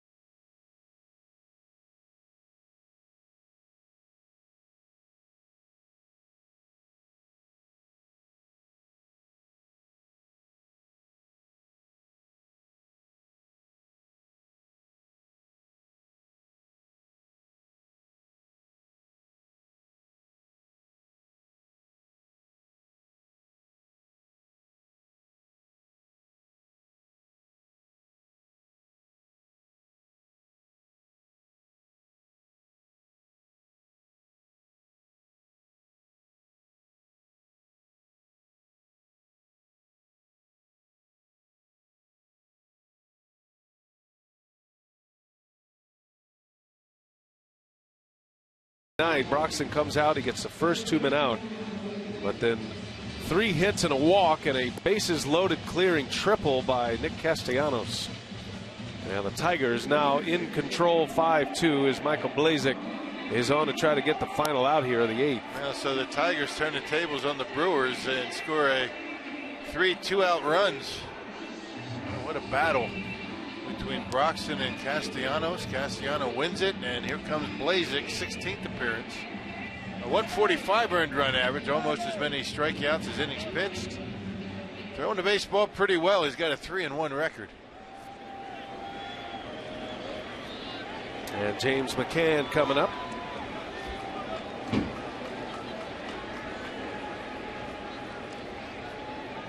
Well, the bottom of the order doing damage for the Tigers tonight. Castellanos batting 7th with 4 runs batted in. Collins, the 6th place hitter, had a walk and a single tonight.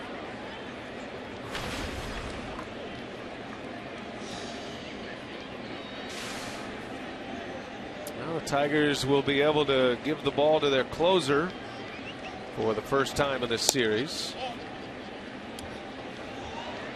Right now the Brewers down 3. Blazek trying to keep it that way. There is Joaquin Soria. Boy, off starting with 2 outs and nobody on. He gets Kinsler, he gets Cabrera. And they just couldn't get that 3rd out. Think about that at bat by Cespedes as well. Had him to 2 strikes. And just a great job of hitting, really. You got to tip your hat to Cespedes. He was fooled, but he reached out and hit it on the barrel and just kind of served it into right to keep the inning alive.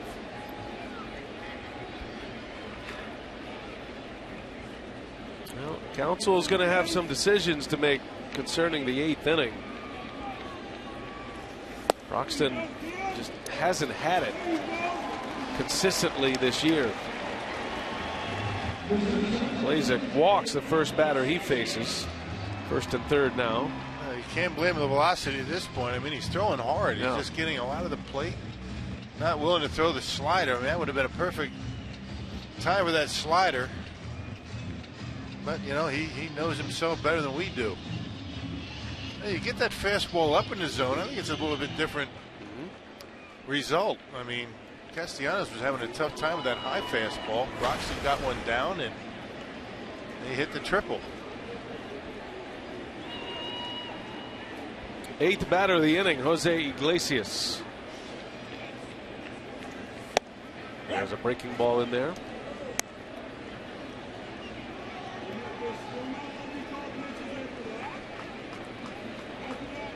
Tigers scored a run in the 2nd. Brewers tied it on a Braun homer in the 4th. Tigers took the lead with a run in the bottom of the 4th. It stayed 2-2, or it stayed 2-1 until the 7th. And the Brewers were able to tie it on an Elian Herrera double. Base running mistake by Sardinas on a line drive. Kept the game at 2, and now the Tigers with 3 in here in the 8th, threatening for more. 0-2 to Iglesias. Got him. Maldonado blocks it, and that will retire the side. Iglesias doesn't bother. Inning is over. The Tigers score 3, and we head to the 9th. Last call for the Brewers.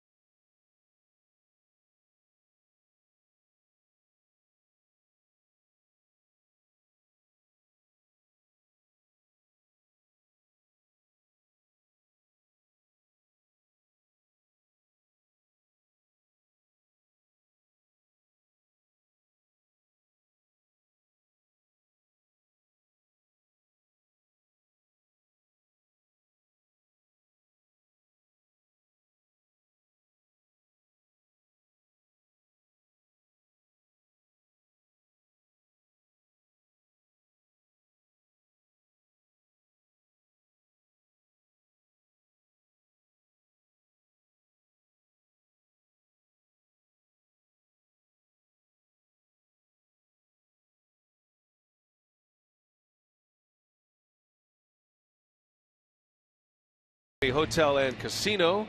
Book your stay now. To the 9th we go under the lights of Comerica. Craig Counsell and the Brewers now trailing 5-2. 3-run triple by Nick Castellanos, and he is rewarded with a trip to the bench. They have a new 3rd baseman. Check our Miller Lite What's on Tap. 5:30 is airtime tomorrow from Atlanta. Julio Teheran against Matt Garza. Starts a 4-game series against the Braves at Turner Field. That'll be tomorrow. Tonight, the Brewers are trying to come back. You got Andrew Romine in the game at 3rd. And the new pitcher is their closer, Joakim Soria, who is 12 for 12 in save opportunities. And that's good for fourth in the American League in saves, those 12. He's been outstanding. A 2-0 record. He's given up only 1 home run, and opponent batting average at 143.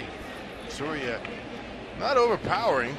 Got a good repertoire of 4 different pitches. Throws a lot of strikes. Soria healthy this year. Had some injury problems last year when the Tigers made the deal with the Rangers to get him here.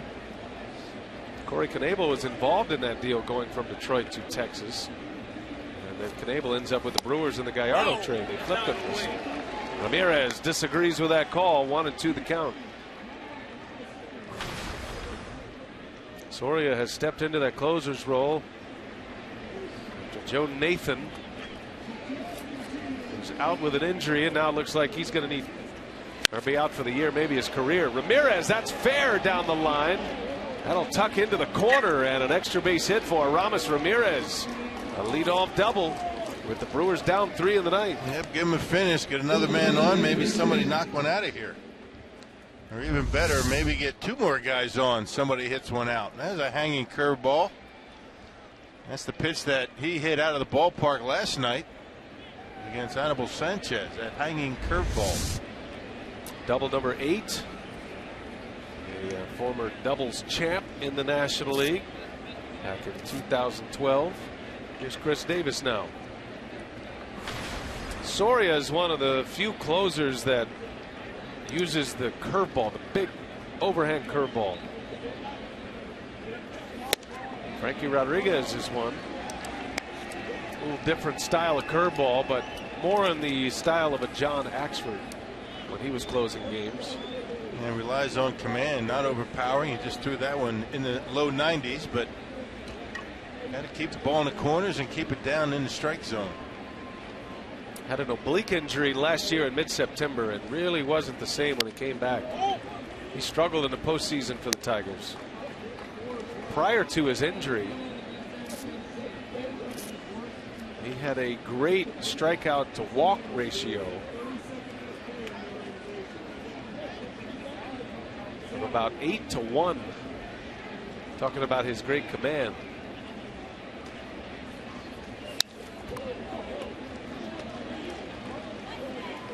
Davis in a hole 1-2 now. Well, right now he's walked 3 and struck out 15. Still not too bad.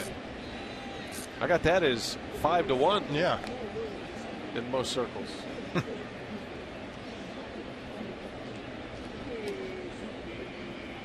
Made a name for himself in Kansas City. Ended up with the Rangers and now with the Tigers. No.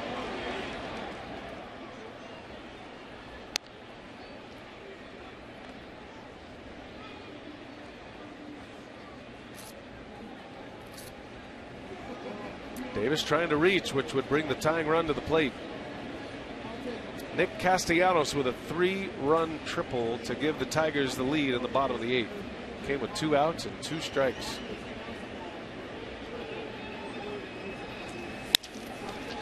To Iglesias. Got a long throw. That's an arm right there. No problem. He only uses the big arm when he needs it. I mean, most of the time he's just flipping it over there, getting it in and out of the glove very quickly, but when he needs it, he's got it. Just take it for granted when you see a shortstop throw a ball like that. But if you think about how far that throw is in the hole on the backhand, and it has hardly any hump to it, you know, there's no gravity on that ball hardly at all. Cuts through it all the way to the bag. That's why they're big leaguers. Yeah. I mean, they're very talented. And you typically don't see arms like that anywhere else but the big leagues. Not just the velocity either, it's the accuracy too. Right, and the quickness getting rid of it. We watch these games every day. You're around big leaguers all the time. Sometimes you take for granted just how talented these guys are.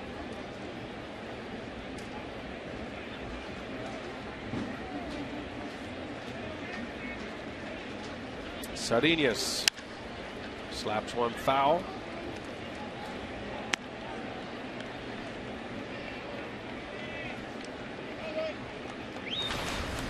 Those who saw Sardinius when he was younger say he had that kind of arm as well, hoping to get that arm strength back.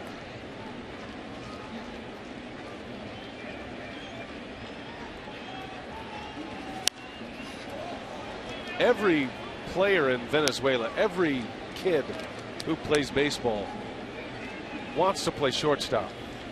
So that weed out process starts at a very young age. You better have the skills to end up staying in that role. Yeah, 7, 8 years old, right? Pablo Sandoval was a shortstop growing up in Venezuela. That gives you an idea. Everybody wants to play shortstop, no matter body type, right-handed, left-handed. That's just the position to be. Some of their historically good players there. The best of them all is in that other dugout is the Tiger coach, Omar Vizquel. Yeah, there weren't any better than him. That I've seen anyway. There's some real good, but nobody really better. Omar Vizquel. Yeah. Sardinius worships that man. Said he wanted to have a good series in front of him.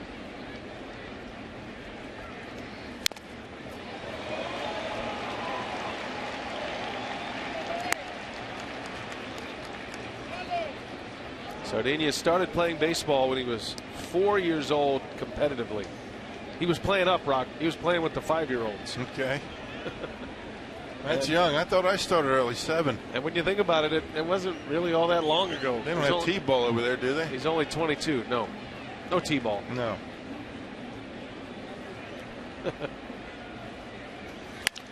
Rolls over 1 to second. Kinsler will make the play for the second out. Ramirez does advance, but the Brewers are now down to their final out. Sardinius will finish 1 for 4 tonight.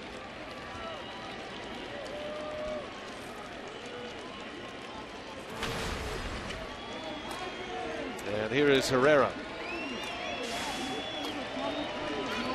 Herrera had a double and an RBI to tie it in the 7th. Trying to get Jason Rogers to the plate, who is on deck, and give the Brewers at least one swing with the tying run at home plate.